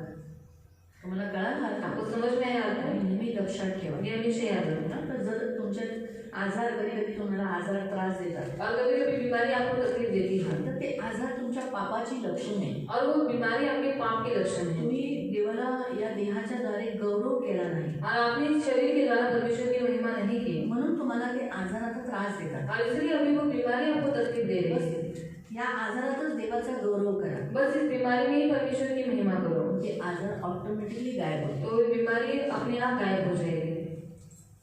हे नेहमी लक्षात ठेवा. आपण काय विचार करतो? हम क्या सोच सकते हैं? जसं उदाहरण उदाहरण के तौर पर माझं विटॅमिन डी कमी आहे और मेरा विटामिन डी कम है मला माहिती असून सुद्धा और मुझे मालूम होने के बावजूद मी भी विटॅमिन डीच्या गोळ्या खाल्ल्या और नाही, अगर विटामिन डी की गोली अगर मैंने नहीं खाई अक्रोड खाल्लं नाही, और अखरोट नहीं खाया, अक्रोड दूध पिली नाही, दूध नहीं पिया, तर मग त्रास तर होणारच. मग ते त्रास तकलीफ तो होगी, तो उस तकलीफ से तो मुझे जाना ही पड़ेगा। मग ह्या गोष्टी आपण पथ्य पाळतात. आपण मी नाही दूध पित नाही, मी अक्रोड खात नाही, मी हे करत नाही, कोवळं ऊन घेत नाही, तर मग काय होणार? मग तर त्रासातून जावंच लागणार, हाडांचा त्रास होणारच. ह्या गोष्टी पण गरजेच्या आहेत. और ये बातें भी जरूरी है। मग आजार का उद्भवतात? और बीमारी क्यों उत्पन्न होती देवाने है? दिलेले जे बेदाणे आहेत ते आपण खात नाही. और परमेश्वर ने जो हमें दिया है उन बातों को हम नहीं खाते हैं। ड्रायफ्रुट्स, त्याला बेदाणे म्हणजे ड्रायफ्रुट्स, ते खात नाही. और ड्राई फ्रूट्स हम नहीं खाते। आणि मला मला बिलकुल आवडत नाही. और मला मुझे काजूच अच्छा आवडतं. लगता है। और मुझे काजू भी अच्छा लगता है। तुम्हाला बदाम नसेल आवडत, और बादाम आपको नहीं अच्छा लगता होगा, विटॅमिन ई आहे त्याच्यात, पर विटामिन ई है उसके अंदर, म्हणून नावासाठी 2 खावा. ऐसे नाम के लिए 2 खाओ. त्याच्या बरेच मनुके चांगले आहे ते शरीराचे. और वो अच्छे है बदन के लिए. तर मी म्हणत नाही एवढी मनुके खावा, एक चमच्यासाठी भुका टाका, 2 चाप टाका. तर ज्या गोष्टी आपण खाल्ल्या पाहिजे ते खात नाही. दूध पिलं पाहिजे, दूध पीत नाही. जो पालेभाज्या आपण खात नाही. और सब्जियां हम नहीं खाते. मला ही पालेभाजी नको, अब मुझे ये मला सब नहीं वांगी चाहिए, नको, मुझे बैंगन नहीं मला चाहिए, बीन्स नको, मुझे बीन्स नहीं चाहिए, शेपू नको, शेपू नहीं चाहिए. छी शेपूची भाजी चांगली नाही. यार असं जर आपण नखरे केलं, और ऐसा अगर नखरा हम लोग ने किया नॉनव्हेज खावा, और चिकन मटन खाओ पण त्याच्यावर भाज्याही खावा. और उसके साथ साथ आप सब्जियां भी खाओ मुळी खावा, कांदा खावा, टमाटा खावा, और गाजर खावा. गाजर खाओ. हे सगळे तुम्ही हे पण समजी घाला तुमचे. और ये सब कुछ भी आपको खाना है. मग त्याने काय होईल, तुमच्या शरीराला आजारापासून दूर राहील तुमचे. तो आपका शरीर बीमारी से दूर रहेगा. आपण हे खात नाही. और हम ये सब खाते आपण नहीं. डाळीतलं लसूण काढतो, तुम्ही विचार करा. और दाल के अंदर का लहसुन हम बाजू में निकाल के आप सोचो. कढीपत्ता काढला ठीक आहे, मान्य करतो, चला नाही चावला जात. और कड़ी पत्ता हम लोग बाजू में निकालते हैं, मानते वो खाने के लिए नहीं डाळीतला होता. टमाटा, और दाल में उसके टमाटर, लहसुन, मिरची, मोहरी, जिरं, जीरा, कांदा बाजूला काढतात. मी विचार करते म्हणजे हे जर रोजच्या जीवनातली वस्तू आहे, ते जर खात नाही, और ये रोज खाने के अंदर डलने वाली वस्तु है, वही वस्तु को नहीं खाते शरीर निर्मलच राहणार. तो शरीर निर्बल ही रहेगा ना, मग ते आजाराला जन्म देतील ना. तो बीमारी को जन्म देगा. तर ह्या गोष्टी गरजेच्या आहेत. कारलं रक्त साफ होतं. और गन्ने के द्वारा अपना खून साफ हो डेली जाता खावा असं नाही म्हणत, है. और रोज खाओ ऐसा मैं नहीं पण बोलती. मध्ये मध्ये खाण्यात तुमचं कारलं येऊन दे. और बीच बीच में खाने में आप करेला खाओ, मध्ये मध्ये रोज बीच बीच नका खाऊ. में रोज रोज ना मध्ये खाओ. आणल्याने तुमचं रक्त साफ होतं. और उसके द्वारा आपका खून साफ हो जाता है, आपको शुगर नहीं होगा कंट्रोल राहील. और आपका शुगर लेवल कंट्रोल में होगा. तर ह्या सगळ्या गोष्टी आहेत और ये सारी बातें हैं आजाराला आणण्यासाठी, बीमारी को लाने के लिए, कारण खात नाही. क्योंकि खाते नहीं. वाचलं, भविष्यवाणी वाचली. आणि तू व स्त्री, तुझी संतती व तिची संतती यांच्यामध्ये मी परस्पर वैर स्थापित. हा, आता देव काय म्हणत आहे, सापाला म्हणत आहे की तुझ्या आणि ह्या बाईमध्ये आणि ह्या बाईमध्ये आणि तुझ्यामध्ये मी काय करत आहे, वैर उत्पन्न करत आहे, दुश्मनी. आता ती बघा, ती तुझे डोके फोडेल. हा, ह्या संतती, ह्या स्त्रीची जी संतती आहे ती तुझं काय करेल, डोकं फोडेल. आणि म्हणून येशू हा स्त्रीची संतती म्हणण्यात आला आहे. और इसलिए यीशु मसीह को वो स्त्री का वंश ऐसा कहा गया है. म्हणून स्त्रीकडून त्याला जन्म घ्यावा लागला, और स्त्री से उसको जन्म लेना पड़ा. म्हणून त्याला बाळ म्हणून जन्म घ्यावा लागला. और इसलिए बालक बोलकर उसको जन्म लेना पड़ा, शैतानाचं डोकं फोडायला, क्योंकि शैतान का सिर त्या कुचलने के नागाचं लिए डोकं फोडायला. और इस सांप का सिर कुचलने के लिए. म्हणून त्यासाठी येशू एक बालक म्हणून जन्म घेतला. और इसलिए यीशु मसीह ने एक बालक बनकर जन्म लिया. कारण दुसरं कारण, दूसरा उत्तर आपको समझ में आया. तिसरं उत्तर बघू. और तीसरा उत्तर हम देखेंगे. तिसरं उत्तर आहे की जे नियमशास्त्राच्या अधीन आहे, और जो नियम शास्त्र के अधीन है हा, त्यांना सोडवण्यासाठी. उनको छुड़ाने के लिए. कारण बायबल असं सांगतं क्योंकि बाइबल ऐसा बताती है कायद्याच्या अधीन असणं गरजेचं आहे. और नियम शास्त्र के अधीन होना जरूरी है. तिसरा पॉइंट आहे कायद्याच्या अधीन होणे. और नियम शास्त्र के अधीन होना. येशू कायद्याच्या अधीन, नियमशास्त्राच्या अधीन होता. और यीशु मसीह नियम शास्त्र के अधीन था. जर या जगात कोणाला जन्म घ्यायचा और आहे, अगर इस दुनिया में किसी को जन्म लेना है, हा रूल देवाने बनवले. और ये नियम परमेश्वर ने रखा है. काय, क्या? गर्भात येणं, गर्भ में आना, मग गर्भात 9 महिने राहणं, फिर गर्भ में 9 महीने तक रहना, जन्म घेणं, जन्म लेना, 8व्या दिवशी सुलता करणं, और 8वें दिन उनका खतना करना, मग लहानपण अनुभवणं, और फिर बचपना उनको एहसास करना, मग पालकांच्या अधीन जाणं, और फिर अपने माता पिता के आधीन में आणि रहना, त्याच्यामध्ये तो वाढणं, और उसमें वो बढ़ते जाना, तरुणपण, जवानी, हा, नंतर त्याच्यामध्ये तरुणाच्या नंतर येणारं उतार वय, और जवानी के बाद आने वाला उतार समय, म्हणजे एक मध्यम वय. ह्याच्याचा अनुभव त्याला झालं होणं गरजेचं आहे. और इन सारी बातों का अनुभव होना जरूरी है. म्हणून प्रिय, प्रत्येक बाबतीत अनुभव घेण्यासाठी, नियमाच्या अधीन राहण्यासाठी येशूने बाळ म्हणून जन्म घेतला. और हर एक बात का अनुभव लेने के लिए, नियम शास्त्र की अधीनता में लेने के लिए यीशु मसीह ने बालक बनकर जन्म हे लिया. आपण काय 2-4 वचन पाहू. 2-4 वचन हम पढ़ेंगे. पहिलं वचन वाचू. पहला वचन हम पढ़ेंगे गलेशियन्स 4:4-5. गलतियों की पत्री से 4 उसका 4 और 5. गलतियों की पत्री गलतीकरांचं पत्र अध्याय 4 अध्याय 4 त्याचं 4 आणि 5. उसका 4 और 5 गलेशियन्स गलतीकरांचं पत्र 4 अध्याय अध्याय 4 4 आणि 5. परंतु काळाची पूर्णता झाली काळाची पूर्णता झाली तेव्हा देवाने आपल्या पुत्राला पाठवले तेव्हा देवाने आपल्या पुत्राला पाठवलं. तो स्त्रीपासून जन्मलेला तो स्त्रीपासून हा देवाचा नियम ठेवला होता. आदम आणि हव्याच्या नंतर जो मूल जन्माला आलं ते कुणाच्या द्वारे आलं? स्त्रीच्या द्वारे आलं ना. देवाने पुन्हा हाताने बनवलं का माणसाला? नाही, पहिल्यांदाच बनवलं ना.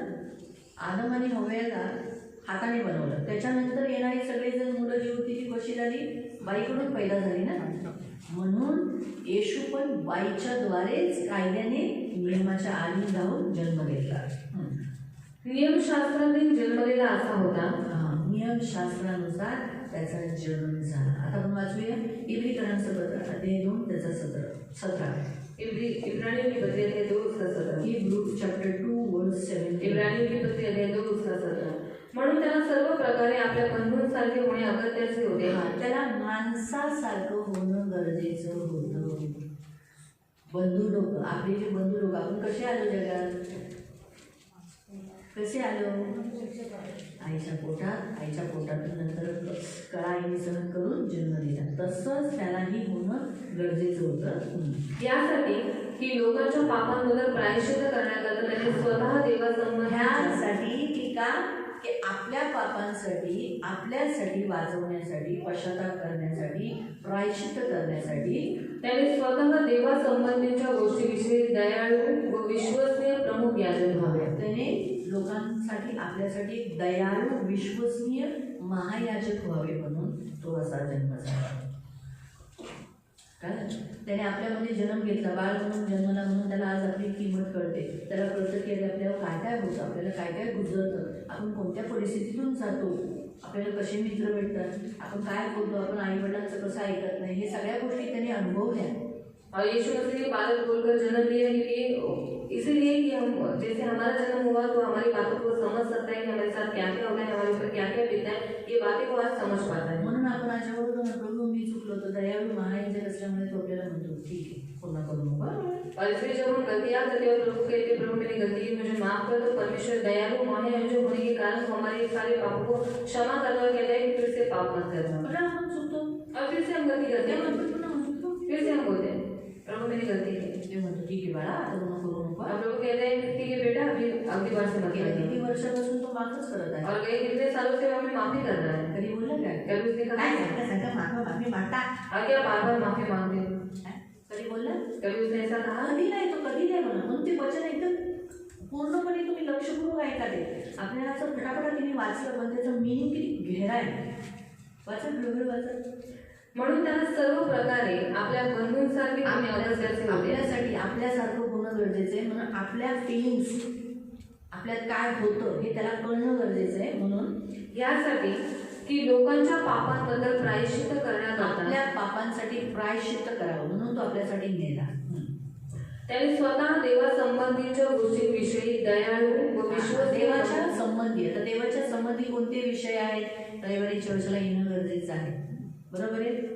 स्तुती आराधना करणं गरजेचं आहे, करणं जरुरी आहे, बाहेर पडणं जरुरी आहे, दान दशम देणं गरजेचं आहे, दशम देणं, उपास करणं गरजेचं आहे, उपास करणं चोरी जरुरी करणं आहे, मना आहे. चोरी करणं मना या है. सगळ्या गोष्टी देवाच्या संबंधात देवाने ज्या दिल्या आहेत और ये सारी बातें जो परमेश्वर ने दी है त्या तोडल्यानंतर और उनका उल्लंघन करने के काय बाद होणार? क्या होगा? हा ते झालं, पण काय होणार काय त्याचं? हा काय शिक्षा मिळणार? हा काय मिळेल? मृत्यू. काय मिळेल? पण आता तुम्ही मरता का? नाही म्हणत ना त्यांच्याचमुळे. कारण तो जाणतो की आपल्याकडून आपली करायची कधी कधी इच्छा नसते पण आपल्याकडून होऊन जातं. और वो जानते हैं हमें ये बातें करने की इच्छा नहीं होती है पर ये कभी कभी हमसे हो जाता है. बघा कधी कधी तुम्हाला प्रार्थना झोपायची इच्छा नसते, तुम्ही प्रार्थनेसाठी आलेले असतात पण तुमचे डोळे असे होऊन जातात. करेक्ट आहे? झोप येते और आपको नींद आती है मग येशू म्हणतो जा येशू कहता है, जा. डोळे धुवून ये. और आप धोकर आना. काही लोक ऐकतात, काही लोक नाही ऐकत. कुछ लोग सुनते हैं, कुछ लोग नहीं सुनते. देवाच्या उपस्थितीत झोपला, जसं इप्सूसमध्ये झालं, जेव्हा तो माडीवर बसलेला, काय ना त्याचं युतूस, तो झोपला, काय झालं, तो पडला, मेला. झोपलेले व्यक्ती काय म्हणतात, ते मरते. देवाच्या सानिध्यात जो व्यक्ती झोपतो तो मरतो. और जो परमेश्वर के सानिध्य में सोता है वो मर जाता है. पण पौलाने त्याला आपलं त्याच्यावर अंग टाकून त्याला जगवलं. और पौलुस ने उसको जिंदा किया. तुम्हाला कारण आहे हे नेहमी लक्षात ठेवा. पण तुम्ही मरता का नेहमी लगेच? और आप तुरंत मरते हैं क्या? नाही ना? नहीं ना. किती वेळा तुम्ही इथं खोटं बोललाय? और कितनी बार आप यहाँ पर आकर आपने झूठ बोला है. खूप वेळा खोटं इथं बोललाय. और बहुत बार झूठ बोला है. पेत्राच्या समोर पतरस के सामने हनन्या खोटं बोलला. हनन्या सफीरा ने झूठ कहा. गेला ना हनन्या. और हनन्या मर गया. त्याच्या नवऱ्याचा सपोर्ट करणारी ती सफीरा पण गेली. और अपने पति को सपोर्ट करने वाली उसकी पत्नी भी मर गई. मंडळीने गाडलं त्यांना. और गलीसिया ने ले जाकर उनको गाड़ दिया. माझ्यासमोर खोटं बोलतात. और कितने सारे लोग मेरे सामने आकर झूठ बोलते हैं. तर मेलात का तुम्ही? और मर गए क्या आप लोग? कारण तिथं तसं लिहिलेलं आहे. क्योंकि वहाँ पर ऐसा लिखा गया है. का? कारण त्याला माहीत आहे आपण निर्बल आहोत. और उसको मालूम है हम लोग निर्बल हैं. तिथं लिहिलंय वाच. त्यांनी स्वतः देवासंबंधीच्या गोष्टींविषयी दयाळू व विश्वासू प्रमुख याचक बनला. म्हणून तो दयाळूपणा करतो. और वो दया दिखाता है. आपल्यावर दया करतो ना, आपल्याला तुरंत मरून देत और हमारे ऊपर दया करके हमें वो तुरंत मरने नहीं देता. आणि काय केलं ते पुन्हा ते वो विश्वसनीय प्रमुख याचक व्हावे. विश्वसनीय प्रमुख याचक व्हावे. विश्वसनीय प्रमुख याचक होण्यासाठी. म्हणून आज आपल्याकडे काही झालं की आपण, आता तुम्हाला काही झालं तुम्ही कुठे येतात? आपको कुछ भी हुआ तो आप कहाँ पर आते हैं? चर्चमध्ये येतात. चर्च मला असं झालं, मला तसं झालं, मला ऐसा हो होतं ना? वैसा हो बोलते हैं. बरोबर. मग तसंच आहे आज आपल्याकडे. असं आहे, आपण काही झालं की प्रभू येशू मला वाचव, मला माफ कर, मी चुकलो, मला माफ कर, म्हणून तो आपल्याला क्षमा कर. म्हणून नियमशास्त्राच्या अधीन होण्यासाठी येशूने बाळ म्हणून जन्म घेतला. और नियम शास्त्र के अधीन होने के लिए यीशु मसीह ने बालक बोलकर जन्म दिया. हे कोणतं वचन होतं? हां, कोणतं? 2:17. आता 4:15 कारण आपल्या सर्वांच्या दुर्बलतेविषयी ज्याला सहानुभूती वाटत नाही. आता बघा, तुम्ही दुर्बल आहात, तुमच्याकडून चुका होतात का? और आप मेरे पर आपसे गलतियां होती है. पडले तुम्ही, आप गिरे हो. कोण तुम्हाला सहानुभूती दाखवतं? अरे जाऊ दे, काय नाही असं कोण बोलतं? हां, हसतात, टोमणे मारतात, फुकतात, आपली चूक काढतात, शिव्यागाळी करतात, ओरडतात. हे सगळे लक्षण आहेत. आपल्याला सहानुभूती भेटते का? अरे बिचारा दुर्बल म्हणून पडला, असं बोलतो का? नाही. काय बोलतो? वचन माहीत असून नाही केलं, बत्तीसमं घेऊन सुद्धा नाही केलं, ह्याला लाज नाही वाटली, ह्याने असं का केलं, ह्याला हे नव्हतं करायला पाहिजे होतं, असं कसं केलं, हाय कसं, हे त्याचं खानदान, त्याचं रक्तच कसं आहे, घाणेरडं त्याचं दूषित रक्तातून आलेले. आई अशी, बाप असा, घराचे लोक तसे, सगळे असे, यांचे पूर्ण खानदान. चुकून केली, अरे तू केली, तुझी आई असे, तुझा बाप असा, तुझी भावंड असे, तुझं पूर्वज तशी, सगळं मारून टाकलं. सहानुभूती नाही भेटत. पण तिथे काय केलेलं आहे? असा आपला प्रमुख याजक नाही, तर तो सर्व प्रकारे आपल्याप्रमाणे पारखलेला होता. आपल्यामधून त्याच्यात आपल्या संकट जसं आपल्याला होतं ना, तसं तो पण पारखला गेला. त्याच्या तारुण्यात, त्याच्या लहानपणात जेव्हा त्याला मारलं, तो काही खेळत, मी तुम्हाला म्हणते, येशू काही खेळायला गेला नाही लहानपणी. और यीशु मसीह के बचपन में खेलने के लिए नहीं गया होगा. खेळायला गेला तो, गया होगा. त्यालाही मारलं असेल, उसको भी मारा होगा. त्याने मार खाऊन घेतला. और उसने मार खाकर लिया. त्याने मार खाऊन घेतला, और उसने मार खाया नहीं. और उसने कभी किसी को मारा नहीं. त्याचं लहानपण, त्याचं तरुणपण आणि त्याचं 30 वर्षापर्यंत सायलेंट ठेवलंय, पण गुप्त ठेवलंय. पण मी तुम्हाला सांगते, आपण जेव्हा देवाच्या आत्म्याला विचारतो ना, तर देव सांगतो की देवा, आम्ही आता जसं मी स्वतः सांगते, मी देवाला विचारलेलं, प्रभू ही जी येशूची सगळी पोरं एकमेकांना मारतात, बुक्या मारतात, त्रास देतात, छेडतात, चिमटे करतात, असे डोळे करून तिथं स्तुती आराधना चालली तर पोरं असे असतात असे असतात. मग तुझ्या टायमाला तू कसा होता? पुढं बोलला नाही, मी तसं नाही केलं. मी लहानपणापासून जे शिकवत होते शिक्षकांच्या आधीन राहिलो. मला मारत असताना मी मार खाल्ला पण कोणत्या मुलाला मारलं नाही. माझ्यावर लावलेले आरोप मी ऐकून घेतले पण मी ते सिद्ध केले नाही. किंवा माझ्या बदली माझी आई वाढली आहे, माझे वडील वाढले पण मी काहीच नाही केलं. नॅचरली मरियम वाढली नसेल का? मरियम ने झगड़ा नहीं किया होगा क्या? ती तर आपल्यामध्ये होती ना, आपल्यासारखी होती ना. वो तो हमारे जैसे थी ना. म्हणून आपल्या मुलाला मारत असताना ती काय बोलत नसेल, मारा मारा तो त्याच्यासाठीच आलाय, मारा मारा मारा मारून टाका त्याला, तो त्याच्यासाठीच आलाय ना असं बोलले नाही. तिने सोडवलं असेल, तिने मारलं असेल त्या उसने मुलाला. मारा होगा उन बच्चों को, पण येशूने कोणाला नाही पर मारलं. यीशु मसीह ने नहीं मारा. आणि आता छाया काय शिकवतात? अभी की माँ लोग क्या सिखाती है? मार का खाल्लास, मार क्यों खाया? उसने एक मारा तो तू दो क्यों नहीं मारा? आणि एक मान को दोन खाने मार. आँख क्यों नहीं फोड़ा? आणि डोळे काय फोडले? तेरे को देखने का ही नहीं, ऐसा आँख पे भूखी मारने का. आणि डोळ्याला ते भुकी मारायची. ये आजकाल छाया शिकवतात. और अभी की माँ लोग सिखाती है. बरोबर. जैसे को तैसा. जसे असतं सर. मार खाणे नाही, ब्लेसिंग मार नाही खायचं, आशीर्वाद नाही द्यायचं. काय शिकवायचं? मारायला शिकवायचं. और मारने को सिखाने का.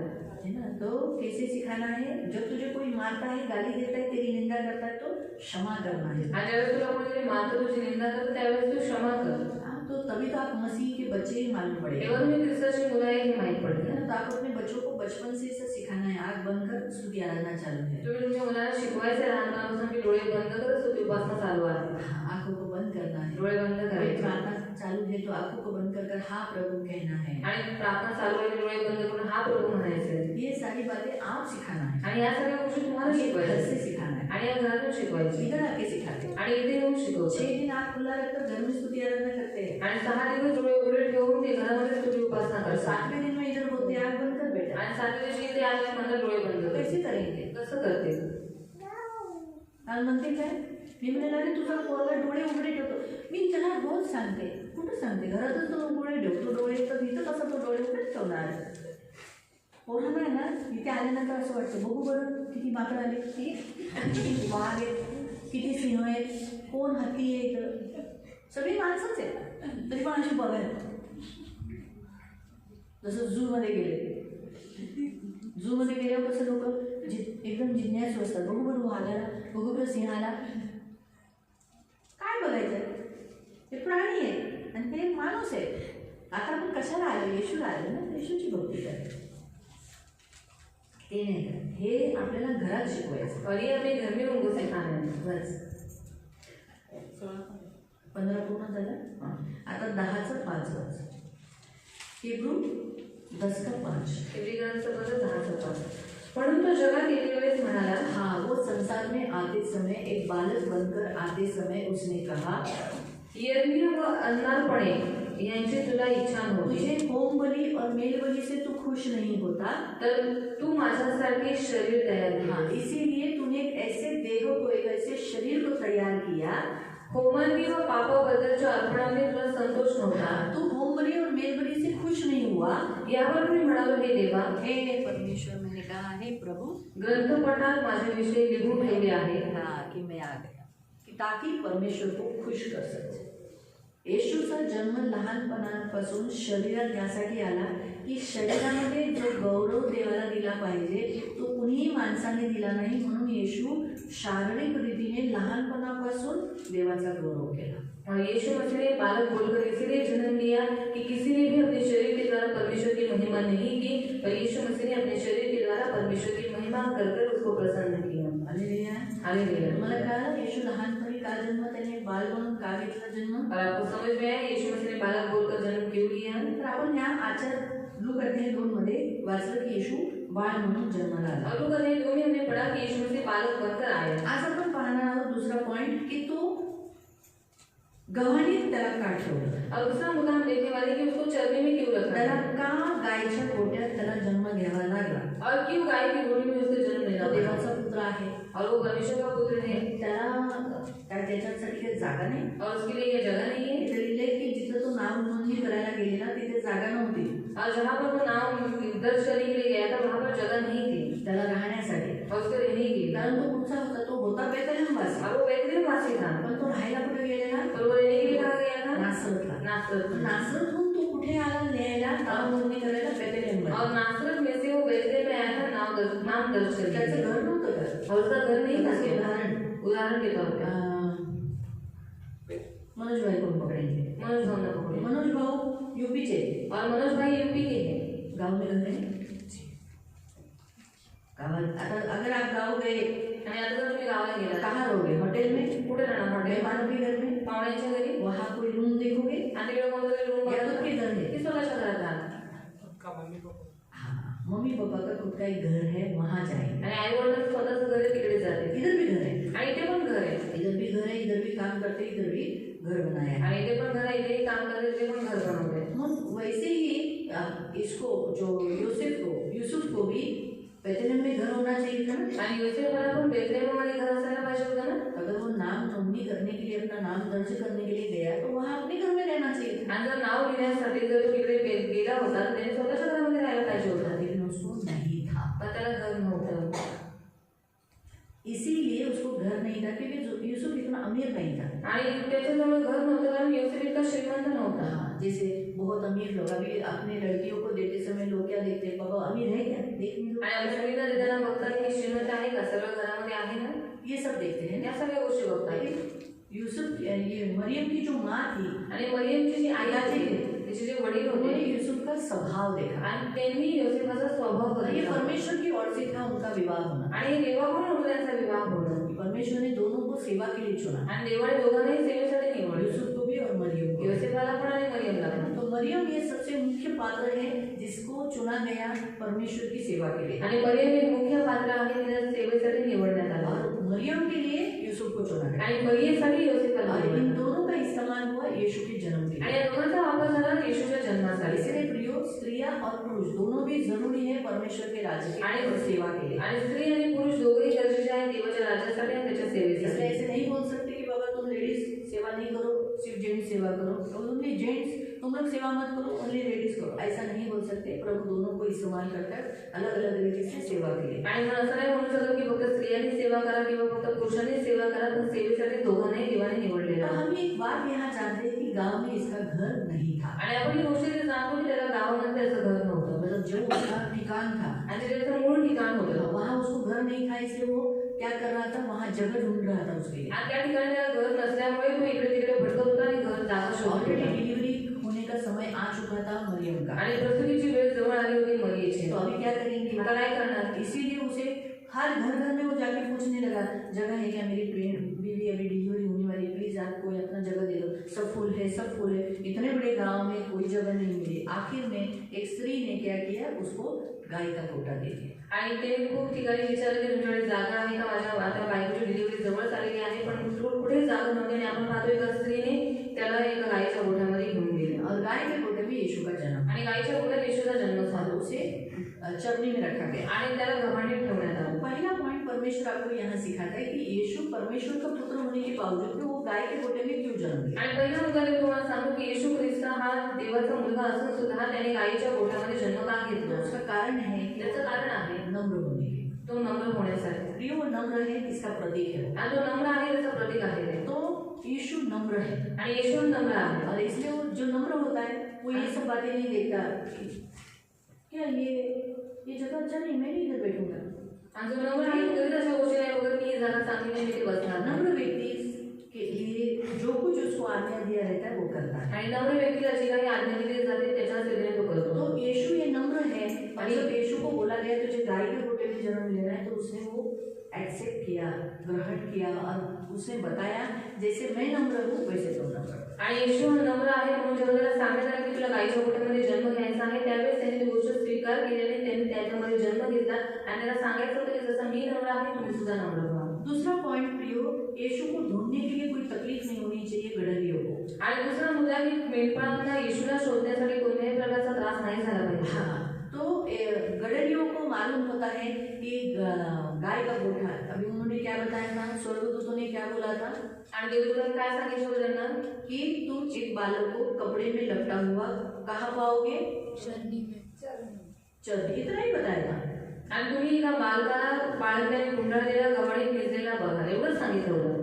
कोई ऐसा स्पेसिफिक जगह नहीं बताया आणि था. खास कोणती जागा त्यांना सांगितली इधर पैदा हुआ है. इथे जन्माला क्या आलेला. बोला, चरनी में. त्याला काय सांगितलं की गव्हाणीमध्ये. गडरियों को मालूम पड़ा चरनी कहाँ होती है. आणि मेंढपाळांना माहित होते की गव्हाणी कुठे आहे. चरनी कहाँ होती है, गोठा गाय के गोठे में. गाय बैलों को जो खाना दिया जाता है, आणि गाय बैलांना जे खायला दिलं जातं ना, जो जिसे भूसा कहते हैं, घास कहते हैं, गवत, सूखा पेंडी जिसे कहते हैं, तो चारा आपण म्हणतो. वो कहाँ होता है, गाय के गोठे में. आणि तो कुठे असतो, गायच्या गोठ्यात. इसीलिए उन्होंने क्या किया, कि रास्ते में आते हुए सारे गाय के गोठे ढूंढ ढूंढ कर आखिर में क्या एक ही गाय का गोठा नहीं होगा उधर, बहुत सारे गाय के गोठे हो गए, लेकिन उन्होंने बराबर से ढूंढे. उनको मालूम था जितने गाय के गोठे में गया चरनी है लेकिन बच्चा नहीं है, चरनी है लेकिन बच्चा नहीं, चरनी है बच्चा नहीं, हाँ चरनी है कपड़े में लपटा हुआ बच्चा है, यही है. आपको समझा. इसीलिए परमेश्वर की इच्छा थी कि गडरिये उस जगह पर आए. आणि म्हणून देवाची इच्छा होती की त्या मेंढपाळांनी तिकडे जावं. इसीलिए प्रभु यीशु को नम्र होने के कारण साथ साथ खोए हुए हैं वो ढूंढ कर उसे उसके पास आसानी से आ सके. ऐसा बहुत दर्द, बहुत कष्ट, बहुत तकलीफ उठाना पड़ रहा है यीशु को मिलने के लिए, ऐसा नहीं है. यीशु उन्हें आसानी से मिल सके.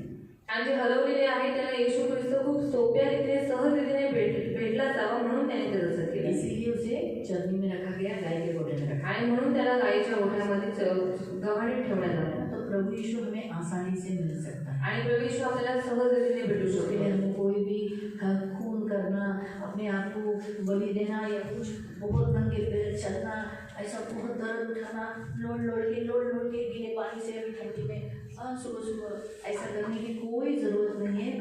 बस उसे पुकारो, हमें आसानी से यीशु मिल सकता है. आणि आपल्याला त्याच्यामध्ये काही कष्ट करायची गरज नाही, आपल्याला लोटांगण करायची गरज नाही, आपल्याला कुठेही फिरायला जायची गरज नाही, आपल्याला देव सहज रीतीने भेटू शकतो. तो उसी रीति से प्रियो, आत्मिक विधि से यही वचन प्रभु हमें भी कहता है.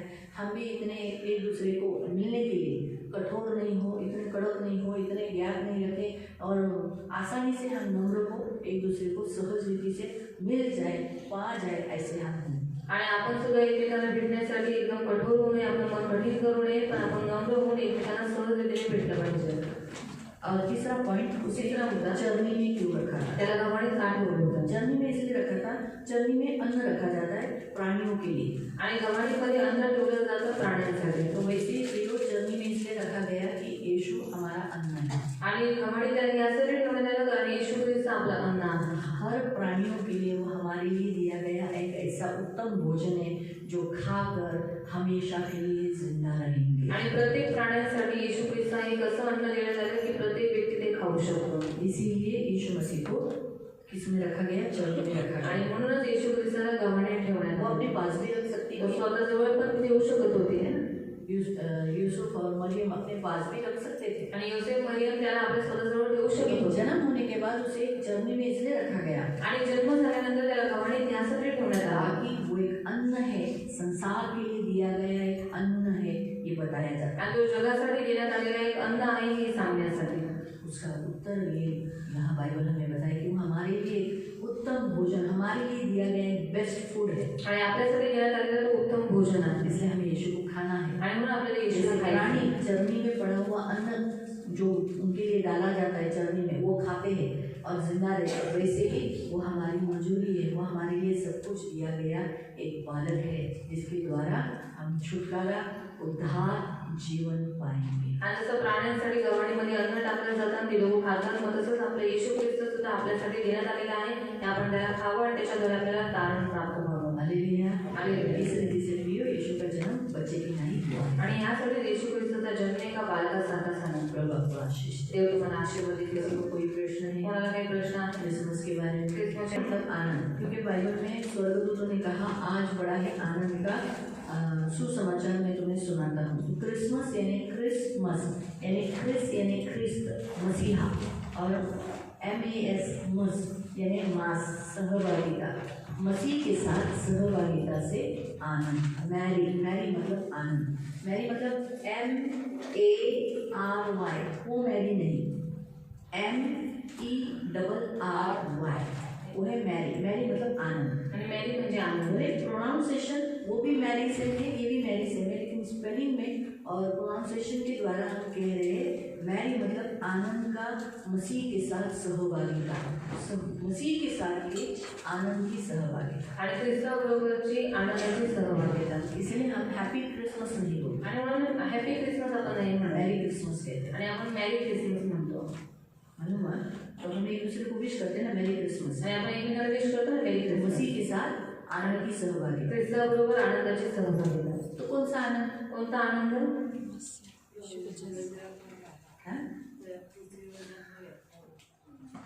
वो आनंद कि यीशु मेरे लिए मरा और अब मैं मरने वाली नहीं हूँ, आणि तो आनंद की येशू माझ्यासाठी मेला, आता मी मरणार क्योंकि नाही। यीशु का जन्म हुआ, यीशु ने मरण लिया येशूचा जन्म झाला, येशूने मृत्यू और उचलला वो जी उठा। आणि तो जिवंत झाला। इसीलिए मैं मरूंगी नहीं, मैं हमेशा जिंदा रहूंगी। म्हणून मी मरणार नाही, मी सदा सर्व काळासाठी यीशु जीवित के राहीन। जन्मदिन पर हम ये मेरे आनंद क्यों बोलते हैं, मेरी क्रिसमस क्यों बोलते हैं? आणि येशूच्या जन्मादिवशी आपण मॅरी क्रिसमस का म्हणतो? क्योंकि मैं कारण मी मरने वाली नहीं हूँ, मरणार नाहीये, मैं हमेशा जिंदा रहूंगी। मी सदासाठी जिवंत आहे। उसका मीनिंग वो है। त्याचा अर्थ तो आहे। हालेलुया। हालेलुया। और किसी को कोई प्रश्न? अजून कोणाला काही प्रश्न? हम यीशु के जन्मदिन के लिए प्रार्थना करेंगे। 25 तारीख को क्रिसमस है। आणि 25 तारखेला क्रिसमस आहे, आपण येशूच्या जन्मादिवशी प्रार्थना करू। आपण तुम्ही सर्वजण नक्की या। 10 बजे प्रार्थना चालू हो जाएगी। सकाळी 10 वाजता प्रार्थना सभा सुरू होऊन जाईल। हमारे देखो हम परमेश्वर को जो भेंट देते हैं, ऑफरिंग देते हैं, देवाला जे आपण भेट देतो, ऑफरिंग देतो, वो तो हमारा ड्यूटी, वो हमें देना ही ते है। आपल्या ड्युटी आहे, आपल्याला द्यायचंच आहे। लेकिन उससे बेस्ट है तर त्याच्यापेक्षा बेस्ट आहे इसका अर्पण। पोटाचं अर्पण। और उस दिन सिर्फ आधा घंटा ही स्तुति आराधना होती त्या दिवशी फक्त अर्धा तास स्तुती आराधना है। आहे। एवरी संडे को तो चलो हम 1 घंटा लेते हैं, आणि प्रत्येक रविवारी सर 1 तास आम्ही घेतो। मुझे भी मेरे ख्याल से इस साल 2024 में मेरे हिसाब से मैं 45 मिनट की स्तुति आराधना लेती हूँ।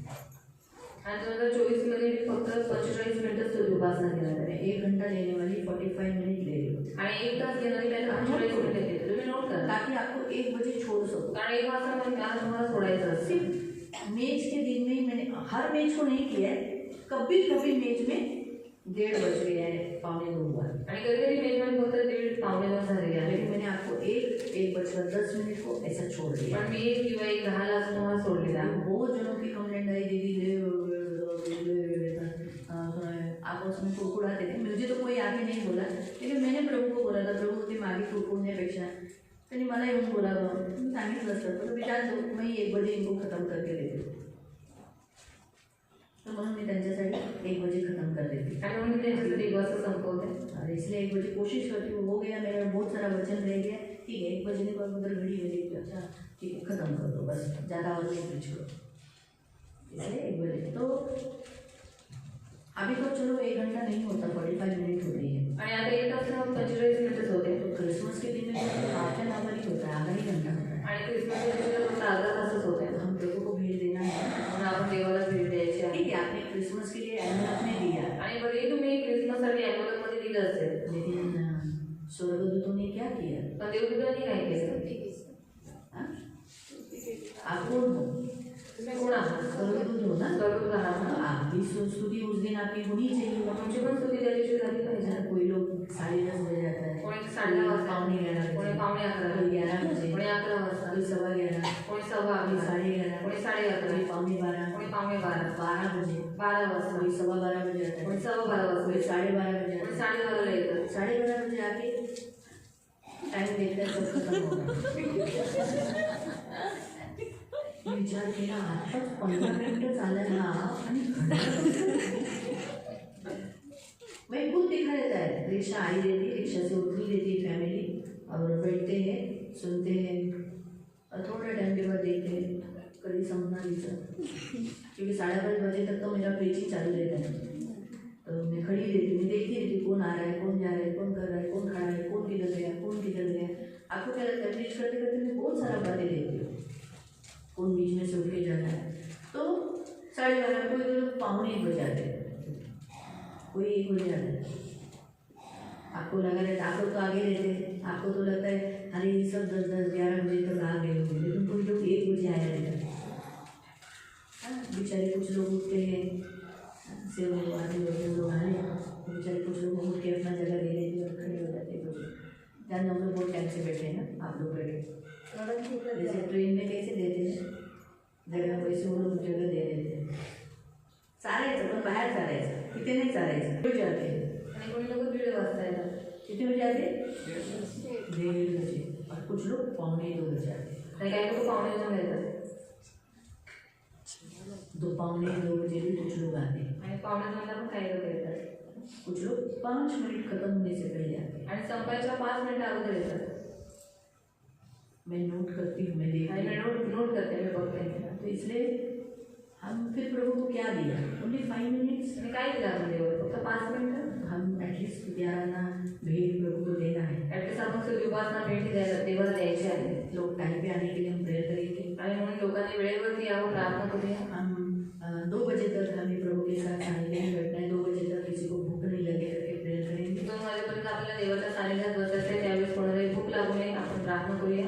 क्योंकि वहीं से कुछ लोग बोलते हैं, तिकडून काही लोक बोलत असतात, हम बोले चलो आपको अभी और ही गाना देखना है. कुछ लोग बोलते हैं. तो जो लोग नहीं बोलते लोग कभी मैं उधर देखती नहीं. हाँ बोले, देखो हाँ बोले. तो जो लोग हाँ बोले उनके ओर देखते. कुछ लोग बोले भूख लगी 1:30 बजे से सबको भूख लगने लगती है, स्ट्रॉन्ग भूख लगती है. तो इसलिए हम भी कोशिश करेंगे 1:30 बजे तक खत्म करने के लिए. आणि प्रयत्न करू 1:30 वाजेपर्यंत संपवण्याचा. नहीं तो 1:45 बजे तक. नहीं 2:30 बजे तक तो क्या उपास प्रार्थना में प्रेयर करेंगे. खड़े हो जाएंगे सब. आपण सर्व उभे राहूया आणि आपण प्रार्थना करू. दोनों हाथों को ऊपर उठाएंगे. आपल्या दोन्ही हात उंच करू. हम मिलकर क्रिसमस के लिए प्रेयर करें. आणि आपण मिळून ख्रिसमससाठी प्रार्थना करू. ओ धन्यवाद धन्यवाद धन्यवाद धन्यवाद धन्यवाद धन्यवाद धन्यवाद धन्यवाद. करुणा में प्रेमी पिता प्रभु यीशु के नाम से प्रभु आपके सामने आते मेरे महान पवित्र सेना निष्ठिता आए हुए तेरे सभी बच्चों को तू आशीषित करना. हम मिलकर प्रभु एकत्रित होकर 25 तारीख का क्रिसमस जो सारे संसार में मनाया जा रहा है वो अच्छी रीति से शांतिपूर्वक मनाए जाने के लिए सहायता करना. आपके पुत्र के जन्मदिन पे कोई भी रुकावटें आने नहीं देना. RSS बजरंग दल या अन्य कोई भी संगठनाएं जो मसीह विरोधी है वो तोड़ फोड़ या विरोध करने नहीं देना. कहीं पर भी किधर भी प्रभु कहीं पर भी इसका विरोध होने नहीं देना. अच्छी रीति से प्रभु आपके बेटे का जन्मदिन मनाए जाने के लिए मदद करना. हर देश के कोने कोने में प्रभु जहाँ जिसको अधिकार दिया है, जिसको तूने राजा बोलकर शासन करने के लिए चुना है, वो आपका भय मानते हुए कांपते हुए आपके पुत्र का जन्मदिन मनाने के लिए मदद करना. प्रभु पवित्र पिता कोई भी देश के प्रेसिडेंट और प्राइम मिनिस्टर इसका विरोध न करे इसलिए सहायता करना. ये हमारी विनती हमारी प्रार्थना है. हमारे भारत देश में भी प्रभु अच्छी रीति से मनाए जाने के लिए सहायता करना. कहीं पर भी विरोध होने नहीं देना. सारे मसीहों की रक्षा करना.